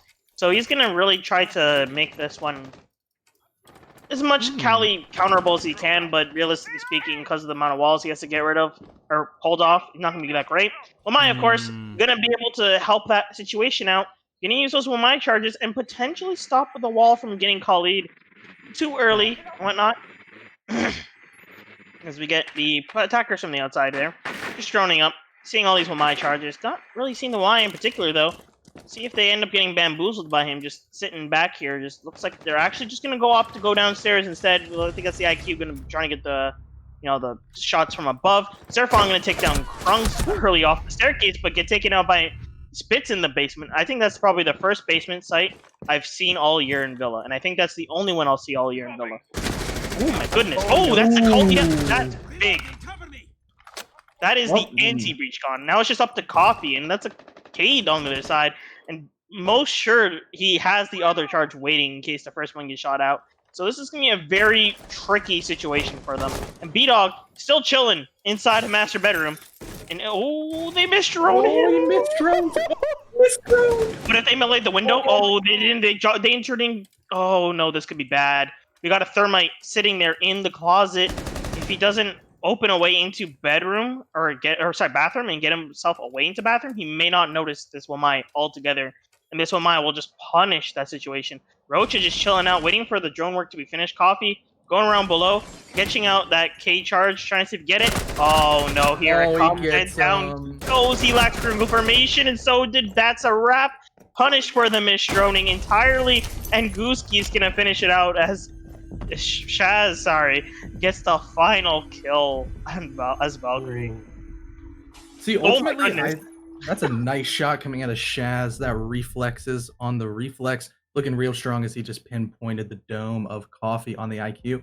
But I wanted to say that playing inside of Master Bedroom late round is one of the strongest positions you can play with on this map, because it is just, it's a necessary room that you have to take in order to get into sight, unless you want to push your 90 side over towards Connector and Zebra Couch. But ultimately, there's sort of a false sense of security on the side of the attackers. They're like, oh no, there's no way there's going to be some freak laying prone behind half wall.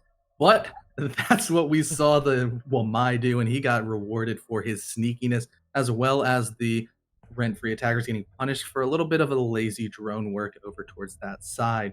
It's almost a similar position to rotating into study late round on the other bomb site of Aviator Games. It's just one of those things that, like, once you get in Master, like if you push 90 side and you still rotate into Master, there's a lot of angles that doorway covers, and you're not going to be effective. Honestly, right now you could bet too on their comms. It's probably like, oh, how'd you guys die? Well, there was a Wamai on half wall. So I think I said it was clear. Yeah, it was clear, but it was on half wall. Just gonna go ahead and just leave the Discord. Honestly, like this entire map, you need to take at least one room before you can stage any attacks. Like if you're up here, you need to take study, or you need to take 90, or the entire other half. Yeah, or the entire other half. Or over here, you need to at least take bedroom. If you're down in, what was it here? Living. Yeah, living. Like library living. Library living. You need to take this little bathroom here, not let the defenders use the toilet. If you're here kitchen, you need to take the stairwell or the laundry. Or the possibly memorial. Yeah. Hi, Chaz. Welcome. We just ran into him. It looks like he's gonna be playing in the basement early off. He used all his cameras up already, and he's gonna just be chilling down there, trying to see if he can use those lower angles to throw a C4 or possibly catch a flank here. And he's playing a little bit far from sight, yeah, but it looks like it might actually pay off for him because he's directly beneath all the attackers with the C4. So all he needs is a little bit of intel and a little bit of luck, and he could probably get something going there. However, Racha is going to be going on the Nomad, placing those air jabs in some sneaky locations, trying to stop the impact of these roamers that Goose Geese have been utilizing, trying to get their flanks on, as running through an air jab is not a fun experience. It'll knock you straight on your butt and makes a lot of noise. Your position will be known, and you'll most likely be within a good 2-second radius of an attacker that'll just shoot you straight down.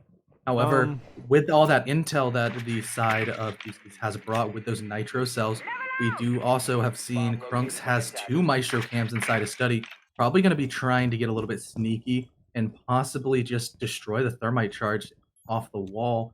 However, like I said, he's just going to rotate into study with 1:30 left, putting himself in an insanely powerful position here, as the attackers most likely will not expect his location here. But that's a Super Sly is mute tricking, something you do not get to see that often, but is going to deny the ability to go inside of. The mute trick is too strong. I'm sorry, dude, but the mute trick, you're sleeping on it, man. You just they hear Mute Jammer, they don't expect anyone to be trick ever, so they just don't get it to work. Just like Spitz didn't get his gun to work on Coffee as he gets the headshot unscathed entirely. Gonna be pushing up the staircase here and trying to pressure the people playing down the long haul. Krunk's sitting here on the side, just gonna get blasted as Coffee runs up the stairs, unscathed again, getting the dome of Krunks. He looks like he's just gonna be trying to push into sight and just honestly take the momentum and get himself an ace here, but will he be able to do that while his team's currently setting up? He looks like he's gonna get caught by the ADS point blank there and immediately back up into study as him and Rocha push up. Roach is going to take point, and it looks like he's going to get 2 kills there for himself there. And last man just about to get teamed up on all together. And it looks like, actually, he's not even on site, sorry, Shaz. All the way back at the staircase, he's going to be playing for retake here in this situation. Diffuser gets placed down. Shaz has no C4 here, and no head there either, as Coffee with the 100% headshot rate this round. Takes off the heads of 3 of the defenders. Black Ice into to finish. Oh, baby, a triple! I have to wonder how much time he took to get that ready. Oh no! I have a question. Is that copyrightable? I don't think so. I don't think so. Is Because it gonna get especially 'cause, DMCA'd for that? no, because especially because part of the DMCA stuff too is like I think if you play it for a short enough of a time clip, you could get away with it. So, and don't quote me on that. I'm not a lawyer or anything. Dude, there's so many montages that use that. It's just a soundbite. Yeah. Like, you think that like 6-year-old kid is really out here on his legal game, getting his lawyer scouting the Twitch collegiate siege scene? I mean, you'd be surprised, just honestly. you People will watch. Just do you over watch. anything. Just go look at Reddit real quick. Just you watch CDAS. He's gonna show up in the chat and call you out on this. Like, Oh, just say I'm his biggest fan. Alright. Homie's a legend. Alright, you're gonna have to now donate all your time using that Happy in feet. terms of $1 per second. Oh yeah, sounds good, man. Oh, okay, no, let's stop that. I'll then. just use all the money to Like, CEA higher. you pays me to cast. I mean, what? I'm What? Am I What? hearing I need to start negotiating a contract here, Duke? Yeah. you Wait, admitting you don't to- get paid, Koda? You Yeah, get, fair, I don't. CDAP, you get 1 lollipop per cast. Yeah, I know. Oh, wow. Okay, I see this favoritism. You get. Hey, 2 I got Keldov. my sweatpants that I won from being Duke, a caster. I've been I'm wearing here them right now. thick and thin, and you're just gonna not give me a single piece of I candy. just told you Yeah, too. I see how it is. No, I already heard CDAPs there. Well, I guess if we want to talk about the beautiful sweatpants I'm wearing that I won from a gracious giveaway, we can use that as a nice segue into our sponsors. Oh yeah. We You wanna got, go ahead and we got. You want to stay awake like I am right now, but better. Rogue. That's the way you would have worded that. I don't think anyone wants to stay awake the way that you are right now. But better. Like they want to be better. Way better, like, actually but awake, be- like but Eve actually right awake. So use code CEA on the checkout of your Rogue energy drink. It's pretty good. I like strawberry kiwi. Add a little lime to it, and there you go. Big mega vitamins that'll keep you awake, and then Unlike Duke. unlike Unlike Duke.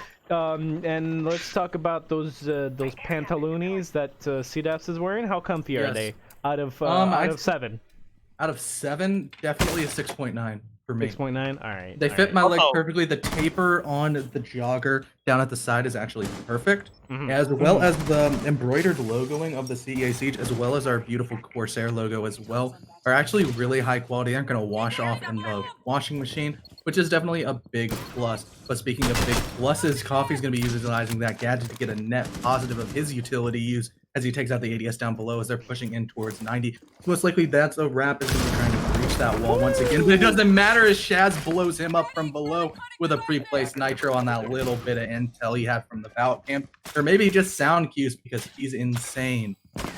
Man was living on a prayer there with pressing that button, and it looks like, oh my goodness, Coffee with another headshot onto B-Dog. And at that point, that's a smoke on. That is probably one of the biggest operators that Ren Free get rid of just because of their last-second push strategy here. And it looks like, oh, look, Coffee gonna jump down, get another kill onto Shaz there to stop any of the flanks coming in. and protects all those nomad air jabbers at the same time as well. As the drone work coming in, getting it mute jammed off, but getting enough information to give a quite decent pre-fire angle to look at here. As it looks like Zerfon gonna go for it. He sees the head. Yes, he gets it. Super fly down. 4v2. Spitz and Krunks just last man standing. Spitz will get one kill onto Zerfon, and he's gonna have Krunks here, back up and try to help him out and stay a little bit more together so he can get the refrag if anything. Looks like you can see a little bit of a head peekage here, but not that much connection being made. Using the deployment shield to his advantage, but it's going to get destroyed out here as the 2-3 are starting to push in. Coffee can take down Krunks. It's all down to Spitz, and he's going to have to throw the fire at him, and he will get one and immediately try to go to peek onto 2, but oh my goodness, that was almost a TK waiting to happen. They both lined up, and I thought the Cali was gonna shoot through and get a collateral through the teammates. Yeah, Rocha out here just being like, you know what? I don't need a colleague to cover me with that sniper. You're gonna miss. I'm just gonna swing. Oh man. Oh Yeah. Lord. He looked at his CS:GO and Valorant record and saw, you know, he doesn't have that many op kills there. I'm just gonna swing and just not trust. You know, just go for it. Yeah, so we're done. We're Coffee's actually going off right now. Yeah. We still got Corsair. Like, you know how my finger slipped a few rounds back? That wouldn't have happened with a Corsair keyboard. Yeah, because like especially because the WASD keys, like on some of the keyboards, they have grip around it. Textured, So Yeah. As well as it lets you identify directly, like through tactile feedback, what keys you actually need to have your fingers on. Not only that, you don't want to look at your keyboard while you're gaming. Not only that, but the RGB, you could custom set each part of the keyboard to a different color, and therefore the peripheral vision will allow you to understand that your hand is on the wrong colors. Wait, yeah, you have exactly. peripheral vision? Attackers need to look. You're right. Sorry, I forgot. Duke's like can't even see. His eyes are probably closed in his chair right now. And he's actually the first man to cast with his eyes closed half a second. No, he's spectating with his eyes closed. I'm doing it via sound. I can He hear is the purely shots. on game sense. Purely game sense. The brain on this dude, like, if you ever wanted to know how Canadian was counter-stratting in early Pro League, Duke was right there with him. Every single VOD review session. Duke's game sense is... They had to ban me. They had to shadow ban me from R6 Pro League because like you just could not get away with any strat without Canadian just like asking me, what do I do now? And I tell them, you just shoot them. Ooh, that is the biggest brain thing you can do. Did you use a C4? Okay, no good. Somebody did use a C4, and I think that was Yeah, it was Super Spy. Oh, they didn't have anything to make rotates. Actually, not a bailiff. But weren't they make the rotate? Is that? Oh, okay, it's over there in Astro. That's when you just melee the wall to living hell, so it's not really a rotate. It's more so a death trap. You know. But you know, give yourself the option to move back and forth at the cost of a nitro cell. I mean, honestly speaking, a lot of people think that's expensive, but when you really break it down, like, how many times do you actually throw that nitro cell? Even though, like, you can't predict if you will need it this round, like, most of the time you're probably going to get shot, or you're probably going to whiff it anyways. You may as well secure the rotate and just get that one small thing off your head. Just like, it looks like the attackers here are trying to get drone work off their head, but it looks like they're just going to yoink the drone away. And Zerfon is actually genuinely confused here, trying to figure out what just happened. As his drone just got deleted the second he got on it, and he peeks out in the hall and sees absolutely nothing, and so do we. I want to bet a teammate shot his drone. No. I'm pretty sure somebody that was hanging over in Statuary went, looked, saw the drone, shot it, and then returned, and then just... Beautiful timing. Beautiful timing. Homie's got a Rolex on his wrist for that time. Man, you know what I love? You know how they keep doing all these like pilot programs with the charms and stuff like that? I like actually looking now, because when you're every time you spectate, I keep looking at people's charms and stuff like that, and you see like just a wide variety of people's charms being like, you know, Pro League teams. Just now, I think Supersly had Bikini Bodhi's charm on his gun. Like, this is probably one of the things I love the most about Conditions in Siege, man. Like, get more charms. You gotta get more charms in this game. Yeah, they're a really nice way to customize your gun and really make it your own. There's so many charms in the game that I bet if you just picked a random one, you could be one of the very few players running it on all your guns. I try to do that with the Bloody Rose that came out of the Halloween. I never see anybody running that, and I think it looks pretty nice. So I just throw that on everything. And we Try at to be a least little get bit like unique. sorting for the charms because there's so many. There are so Yeah. many. I would Yeah. love like a sort by quality. I saw a tweet where someone on Ubisoft actually acknowledged it, like someone's suggestion of that. So I'm hoping that ends up coming in a future patch, especially because, you know, they have a lot of freedom there. Just like Zerfon had the freedom to shoot B-Dog's head. Krunk's getting the kill on That's a Wrap. Alex getting the snipe onto Krunks there, showing his hop skills into play here. As Supersly going to be holding down as well. 15 seconds on the clock. Here comes the fabled 15-second push. And here we go. First kill going on to Zerfon. Getting the headshot as Spitz gets the kill onto Coffee. Trying to push up further. Zerfon gets taken down, but Rocha going to get the refrag there in that situation. Diffuser gets put down right at the doorway by the bedroom there. As now it's just down to Shaz sitting here, and Astro going to get the kill onto the Nomad, just barely. Small health amount left. He's going to get the finish off, make sure there's no extra intel being given out, as it's just down to Alex here with the Kali sniper. He's going to be trying to look for these angles as he's going to be peeking around this doorway, kind of aiming more at the doorway itself, going to swap sides to give himself better positioning. Fires off the first shot, whiffs it though. Will he be able to get the second? Yes, he will. Alex finishing off the round with a nice, lovely op kill there. It was a From gunshot Kali. ride. Look at that. Boom. Look at that flick. Actually, wasn't really a flick. He kind of just left the crosshair there, and the Valkyrie flicked his body into it. If you wanna? That's calculated right there. Yeah, he just knew. He knew exactly his reaction time. He would have to keep his crosshair there for him to be able to react properly, and also at the same time, at the movement of the Valkyrie, he did some calculations before putting his crosshair there, and you could see it as he keeps shifting around the corner. Yeah, the numbers were flying over his head. The numbers, Duke. The What numbers. do they mean? What do they mean, Duke?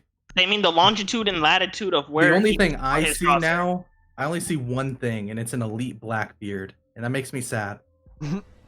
Okay. I don't know what you're can we talking point about, out- man. The Blackbeard is a fair and balanced operator.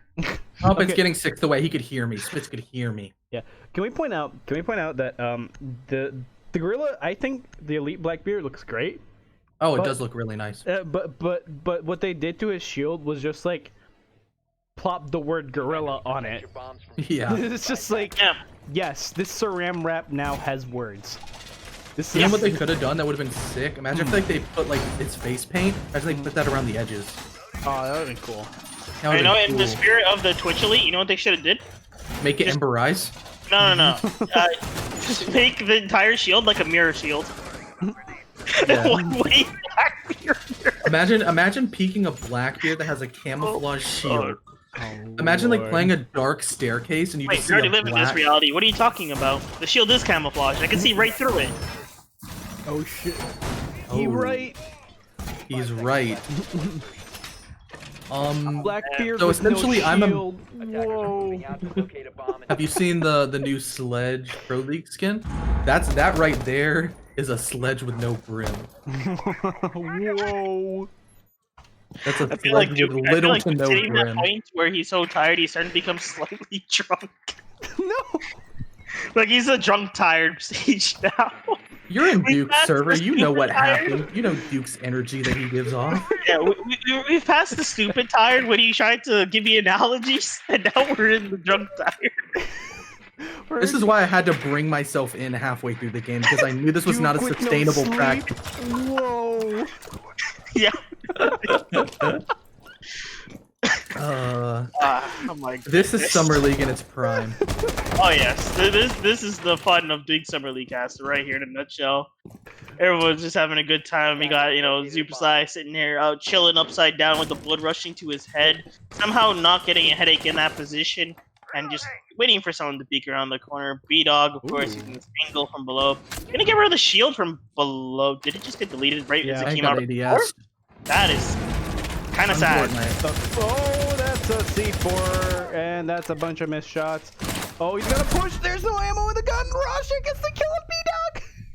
Oh, Rocha is in the perfect timing there, getting around the crosshair and just getting himself that kill completely unscathed. Oh my goodness, but then he gets completely scathed as he gets killed by Spitz there. Minute 30 on the clock. Still got 4 attackers and 2 defenders. Attackers sitting kind of comfy. Still have a Valkyrie too as well to cause some havoc. Chaz looking to walk into sight here through this nice little lovely hole.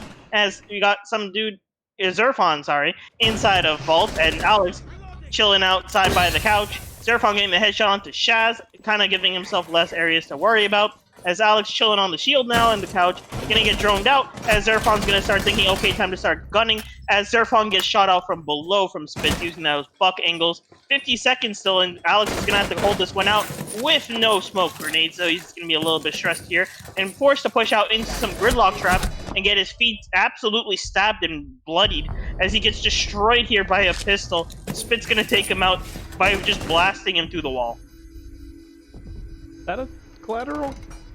No, Kind of. He had partial vision. All right. This is good. He's good. 4-3. It is a defender-sided map, and we saw a 4-2 split, which is very stereotypical of Villa. So we might see another full tie if things do pan out. Yeah, we've been following that pattern. Like, what was that? That was attack win, yeah? So that means we went into this with a 4-2. So yeah. I feel like we're going to honestly see this like get stretched out quite a bit again. And it's not a bad result, you know. Gotta get some good fun in there, get some nice giggles and laughs. And not only that, but both these players know each other. They're definitely going to want to have something to prove and, you know, clip and send over to the other one and be like, hey, look how I destroyed you real quick. Damn, Spitz. Damn, Spitz has been with the popping. 3-0. He's spitting on him. Spitz is popping, showing why ASU B team went ahead and recruited the gunner off of Elon. Yeah, I think he might be the one that's not from B team, but I'm not too sure about the exact lineup. I'm only going off the word of mouth of Zerfon. Possibly. Well, do we know Zerfon is trustworthy? Do we need to fact check him? Well, I trust him. Do you trust him with your life, Keldev? Like, I mean, I don't trust anyone in my life if that's any consolation. do you trust me with your life? Hell no. You hear yourself right now? I'm dead. I make software do good. I'm gonna start writing my will right now because my life's in your hands. You know, I mean, I guess like technically Duke kind of is like has some lives in his hands with his work. That kind of scares me. I mean, Scares me. Homie's making If he ventilators. tried hard enough, he could probably swindle a lot of people into giving, you know, their some certain information that he could use to like diabolically set up a lot of situations to occur around the place that we live. You know. Monka. Oh wow, they're already here. Hello. Yep. Yeah, Well, this 30 is seconds in. you're thinking the other ASU there, Duke, where they would be outside still. You know. Slow and methodical. That is how Rent Free is playing. Yeah, Trying to get that free. Don't get me wrong, it works out for them a lot. Like the 15-second pushes, I make fun of it, but honest to God, if any team I trust to win a 15-second push, it'd be ASU. Like I don't know. Have you seen? they've done it quite a bit. Wait, that's Akron's kind of shotgun. scary. That's a shotgun on Rocha. Dude, that AC, That's a the slug A12 is gun. scary. It is That's scary. a shotgun, though. Come on, Duke. It's a Imagine shotgun, a but fully it's got automatic boss G. Yeah. Yeah, that's just what a it boss is. G on crack right now. Oh, it's a As- banana charm too. Oh, and Zerfon gonna get actually taken down within that mess, and Roach is gonna run away and leave him to die there with no refrag. Unfortunate situation, but given that he's at very limited health, kind of the situation he has to put himself in. You know, 3v5 now as Coffee gets taken out. That's one my gone. No more discs to be created for the rest of the round, as that's a wrap. Gonna be sitting there on the wall waiting for entry. As you can tell with all this death going on around him, he's very afraid. However, he's gonna back up with Alex. That wall is gonna get kited off by the last second. Oh wait, oh that was almost timed like almost perfectly. He could have like actually wait. He's gonna get it again. Oh no, he backed off. He heard it. Yeah. But he might be able to do it again if he just keeps spamming it like this, honestly. Yeah, throw it again. Yeah! Here's it. This is gonna be an infinite game of just, like, who gives up first? Crux is going through the wall! Wait, this is Big Brain. Oh, wait, he stops. Maestro has impact.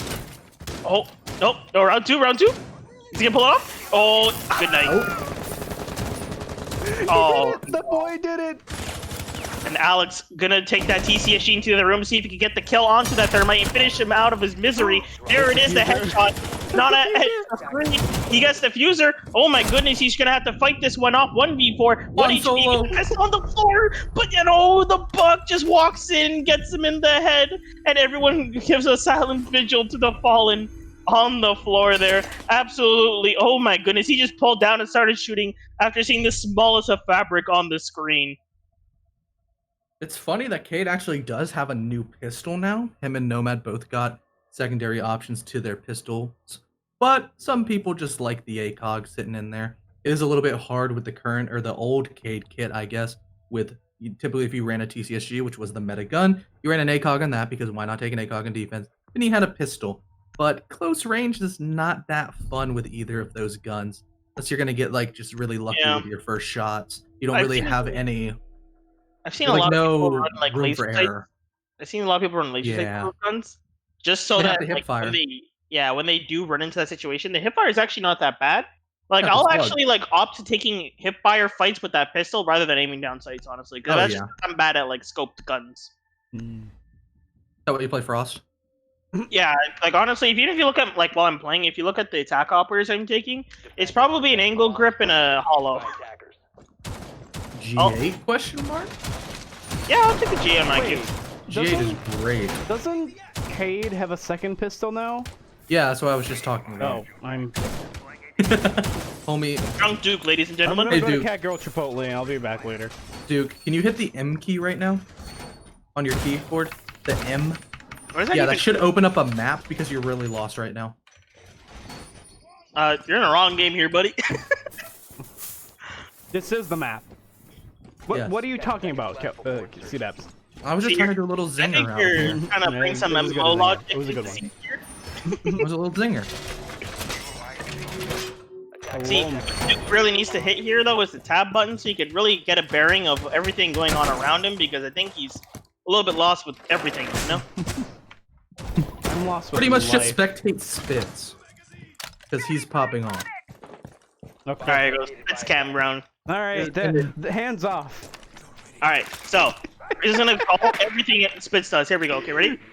Goes for the drone underneath into the basement. He will not see anything as he creeps the drone up the stairs slowly but surely. We'll get it into the barbed wire, get it tangled up. They're hearing it, but they're not going to be able to shoot it just yet. Oh my goodness, he's going for the ballsy deep peek, and he sees one, but he doesn't get shot out. Zerfon is looking for the drone. Oh my goodness, Rocha turns on his ability. He's absolutely pooping himself right now because he sees everyone around him. Oh, and his drone gets taken out at the 2-minute mark. At this point, he's gonna have one drone left to win it with 14 minutes on the 14 kills on his side to at least. So he's gonna feel that fragging power coming in with that ACOG buckskin. And if you look closely, that is a very blue gun there. So blue is probably his favorite color.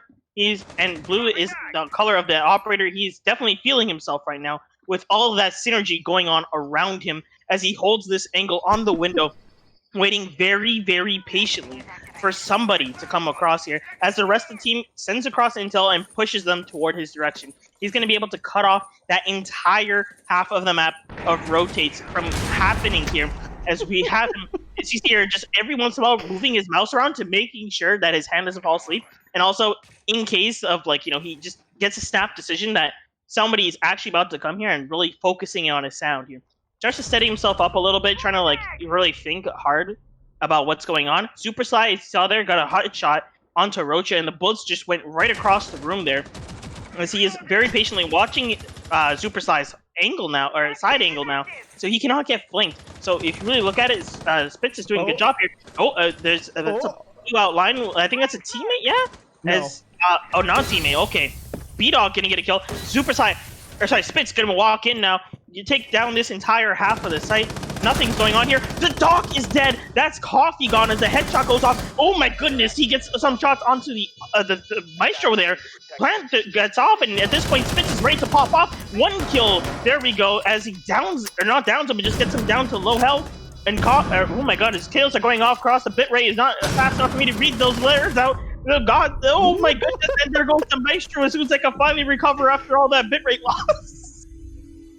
Who needs bit rate when you've got the fire rate here as the C8 just melts through the Maestro, making quick work of the final defender, as Goose Geese picks up another attacking round on Villa, and ultimately taking the lead off of Rent Free here. I believe this is the first time this map that they... Actually, no, they had the lead 4-2. I'm not very smart right now. But they've reclaimed the lead, and they're putting themselves in a great position. They're putting themselves in a good position to maybe at least secure a full tie, which would be really good on their side. Considering I've seen in chat that they already consider themselves on paper to be a worse team. They're going for a little bit of an underdog win here. Oh god. That has been the CEA player highlight of the night. Oh boy. That was glorious. That angle never held any better. Like, okay, I do want to point out that, like, observers in competitive Siege do their best to make things look very exciting, but sometimes when you're playing Siege, it's literally just that. You have to, like, cover a side of the map, and nothing happens. Nothing happens for like a minute and a half, and then all of a sudden the entirety of the other team is just there, and then they just escape you every now and then. Like every single time you see the attackers just droning out, you already know there's someone sitting there beside them, just sitting there and staring at a wall for like the next 5 minutes while they get the information out, because they can push same time, but they just got to make sure they push in a way that the person droning doesn't get exposed. And you know, you kind of just end up with those very dry moments in Siege, and sometimes it's fun to cast over that because you could make something so like little so exciting, and you just like, I don't know, I hear myself speak, it just sounds so stupid. I love it. It does seem chat's already enjoying the fact that we just followed him the entire round, as Colonel just drops a quick little pog champ in chat, which is great. But we're going to be going right back to the Spitz, as he's going to be making sure that there's no spawn cheats coming out of the side as the rest of his team starts droning away, trying to find the roamers that lie beneath the site, trying to hold the positions here, maybe get a cheeky nitro cell up onto that ceiling and blasting away any of the breaching attempts here. However, the Cade will be spotted out quite quickly. Now they know he's not effectively juggling off on the wall. However, they do have to get him out, as he most likely does have one of those giant bricks of explosion sitting in his back pocket, as the rest of the team is just really heavily centered on site. They're doing a very turtle-heavy strat, as it does seem Goose Geese has gotten stalled out just a little bit and really have to push site with not that much time left. If you are playing it effectively on the side of Rent Free, you're just going to wait for people to come into your crosshairs and try not to give any map control to these attackers, and not give up sight as long as possible. It's okay though, because in the end, these are two ASU teams, and if, like I said before, if I could believe in anyone making a last-second push and winning, someone from ASU. Like they've just been historically good at it, and I've been amazed time and time again. And you know, Spitz, amazing you getting the headshot from that angle onto Alex. Like that's just actually a nice shot there. B-Dog getting the kill onto Zerfon, and that's just gonna be the Cade off the board. He's definitely not feeling that one after that. He's got a minute left on the clock, 5-4, and here we go as we got the drone work coming in and a little bit more, you know, wall staring as try to get some intel out. Coffee waiting patiently there, actually. Warden with the shotgun, just waiting, but ooh, peeks in too early, gets himself punished just a little bit, and again as he walks in front of the doorway. But at this point, you know what? He made them think, oh, he's not in the room. Track Stingers. Gone. Yeah, actually, you're right. It is Track Stingers, but you know, he's gonna be sitting here waiting with that shotgun, see if he gets something going. Rocha getting the headshot onto Krunks, and down. I mean, oh my goodness, Rocha getting another one. That's Shaz off the board here. 3v3 B-Dog. He's gonna be sitting here watching this angle very patiently, very waiting here for the peek, and he knows to himself, Rocha is definitely gonna peek me. He's gonna go for it. I just gotta give like a little bit of width that I'm here, and he's gonna absolutely try to come here. If I just keep here and sit steady, I could get him. Rocha getting a headshot on Spitz, showing, you know what, I don't need to peek you just yet. I could just get a shot through the smoke and just kill one of your teammates. You peek me first, buddy, and then, ooh, the diffuser's getting planted. Super Sly showing, you know what, it's fine, we don't need to peek at all. We'll just get the diffuser down and tase you from the other side. That's the return. And oh, there we go, finding the kill on Rocha. Coffee getting the kill on Super Sly. And now it's just down to B-Dog here, playing very patiently, but like, oh, the Warden with the shotgun comes into play and downs him. And at this point, it's just a matter of a bunch of Track Stingers stabbing those feet making the floor all bloody, and Coffee gonna try to get rid of it, but I think he takes so much that he might be dead, and there we go. Rent free. Taking that free rent and defusing the bomb. That was a really good retake on the side of the rent-free defenders, as they realized they still had the man advantage. They didn't necessarily need to stop the plant. They had the Maestro cams to get that intel in. And they sort of gave it and set up a nice retake. They just pinched out these players, and there's not really much they can do as like a boa constrictor. They just wrapped themselves around and really crushed any hopes of these Goose Geese attackers as they tried to hold on to the bomb, but ultimately it did not prove to be fully fruitful. But with the scoreline all tied up, we're going to see a return back to Aviator Games with a very similar lineup on the side of Rent Free that we've seen so far. The Warden we brought back again by Coffee, showing his dapper side out, as he most likely will have that pistol and shotgun combination that he got a couple of kills with last round. You know, Duke, name me a better way to end this curse cast with a double tie on both. I could just look at over the time and I'm like, Duke's already thinking about the sleepies. I would just like to point out that, like, since we focused on Spits, viewership went up to 40. Yes. And then as soon as we dropped it, it dropped back down to 36. Oh my god. This is Spitz's active fanboy group now. Oh my gosh, we have Spit Simps. Stop. We have Spit Simps in chat. Shout out to the stands of Spits. And Duke further dying on the inside here as his organs are trying to figure out right now what they needed to like actually just shut down and fall asleep right now, or stay awake and power through these final hours of him being awake here, as he's actively trying to just keep himself together here, probably getting some duct tape beside him. Anyway, to just duct tape his stomach and keep things together. Who says I have any organs left? Well, you're still breathing. Oregon just got Am added to I? the map pool. Oregon just got added to the map pool. It's a new map. Yeah, see? Even They C-Dap's took now. it from Duke. They took it from Duke. He doesn't have any left. Yeah. They took Oregon from him. Damn, you actually And made it into a I map. thought you were siding with me, and now you made me back you up just for you to stab me in the back. I'm watching an episode of Young and the Restless out here. Oh my gosh, they turned Oregon into a real thing and put it in all of us. I don't know, I don't know traded my what's life. happening anymore. And as the drone work is going out, Duke is losing his mind trying to figure out who he needs to spectate here. Looks like he's going to choose to spectate Krunks here, droning out down 90, as he is going to be able to kind of realize that, you know, Coffee's here with a shotgun and a super long angle, might be playing a lot more reserve, letting them push him, because they have been time and time again aiming for that wall. But it looks like, you know what, let's just get the wall open over here inside study and just, you know, push in there. We don't need to play your game. Let's play our own. Open up the wall over here, get Spitz to kill Coffee, get Zerfon to kill Spitz. Oh my goodness, we're getting heals back and forth. Spitz is down. All the Spitz fans are in the chat. A little bit upset there, but you know what? They have faith in the rest of the teams of Goose Geese as they are in a 4v4 situation. Legion is still on the board to slow down the attack a little bit, as we got some Maestro cams chilling, just trying to wait to tase some people and absolutely annihilate their health bars little by little.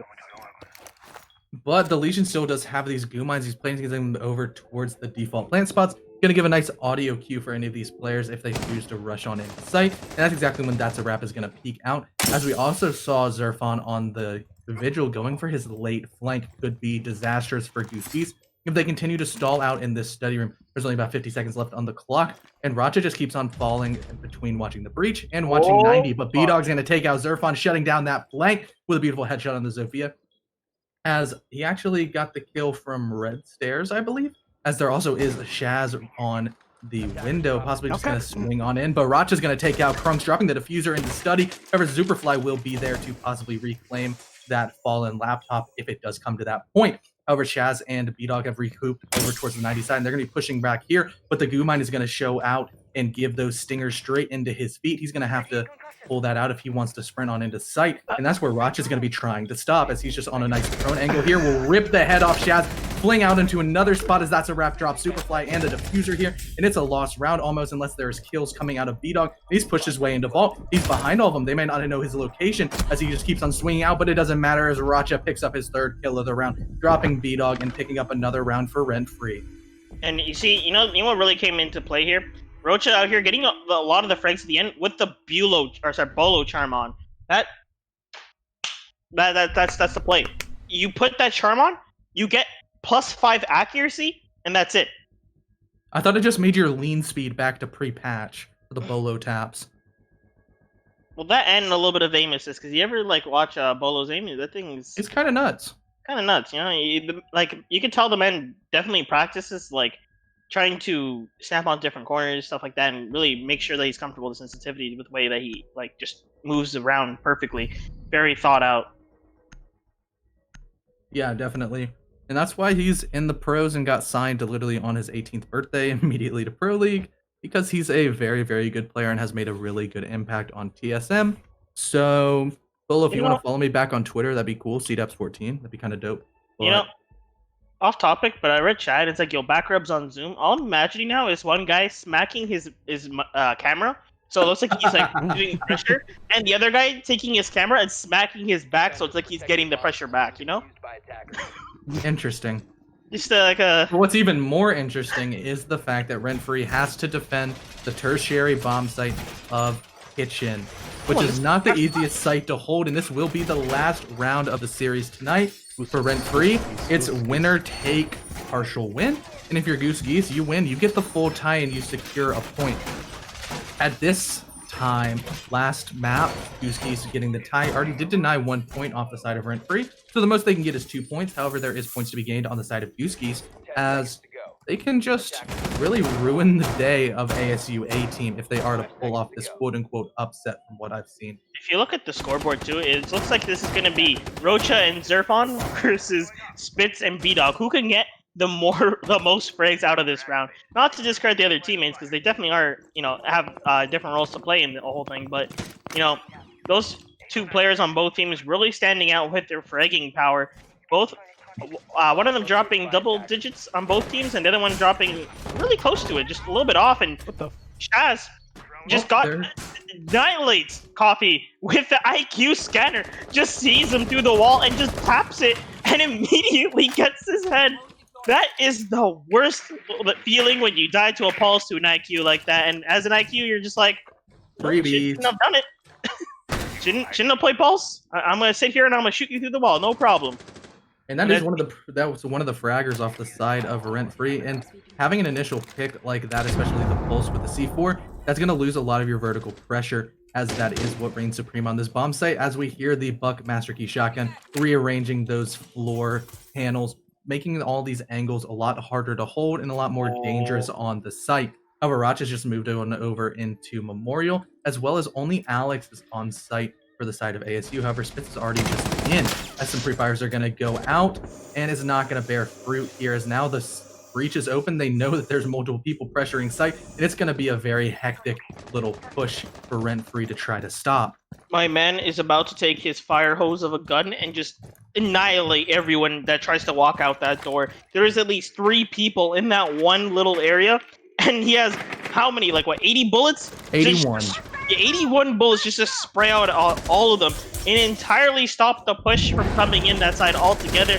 But it looks like they kind of are backing off of it and trying to pick a different angle, as that Maestro is in perfect position, just like B-Dog taking the head off of Rocha, as, oh my goodness, shots go over the place. Looks like B-Dog gets down from the Legion of That's a Wrap, who's peeking in, gunshots going left and right. This is a 50-second push. This is unheard of. And oh my goodness, Super Sly getting That's a Wrap.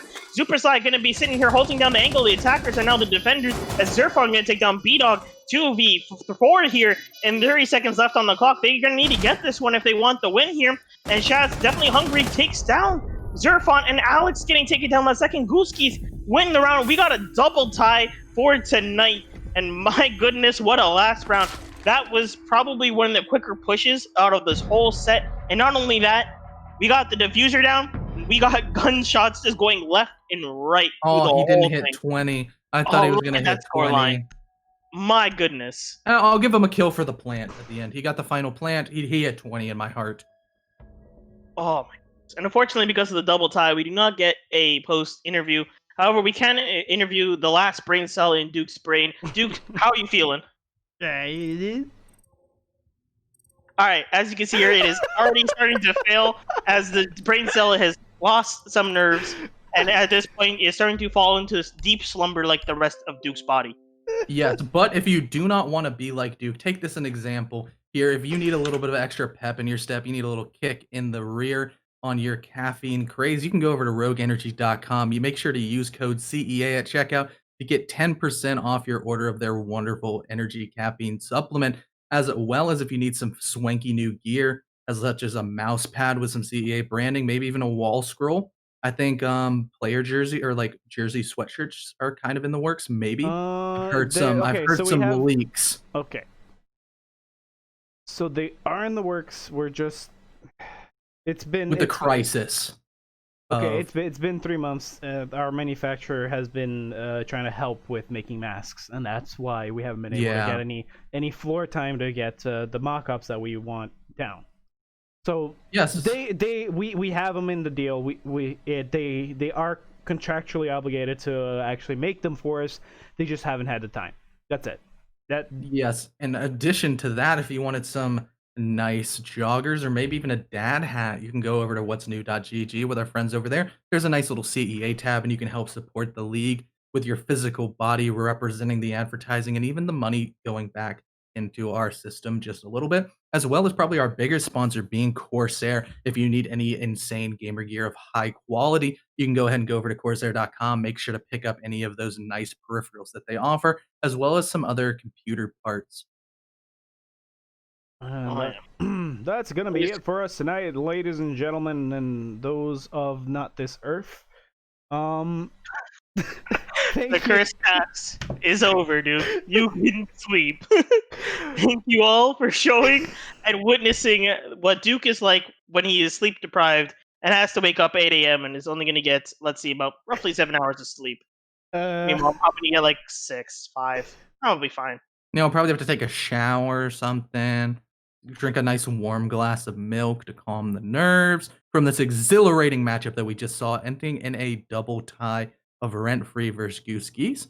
But I will go ahead and close out the cast, I guess, as I've been CDAPS, joined by Duke Cargi with his last few brain cells, as well as the wonderful Canadian of Keldev. Hell yeah. Good Good night, night, everybody. everybody. Night.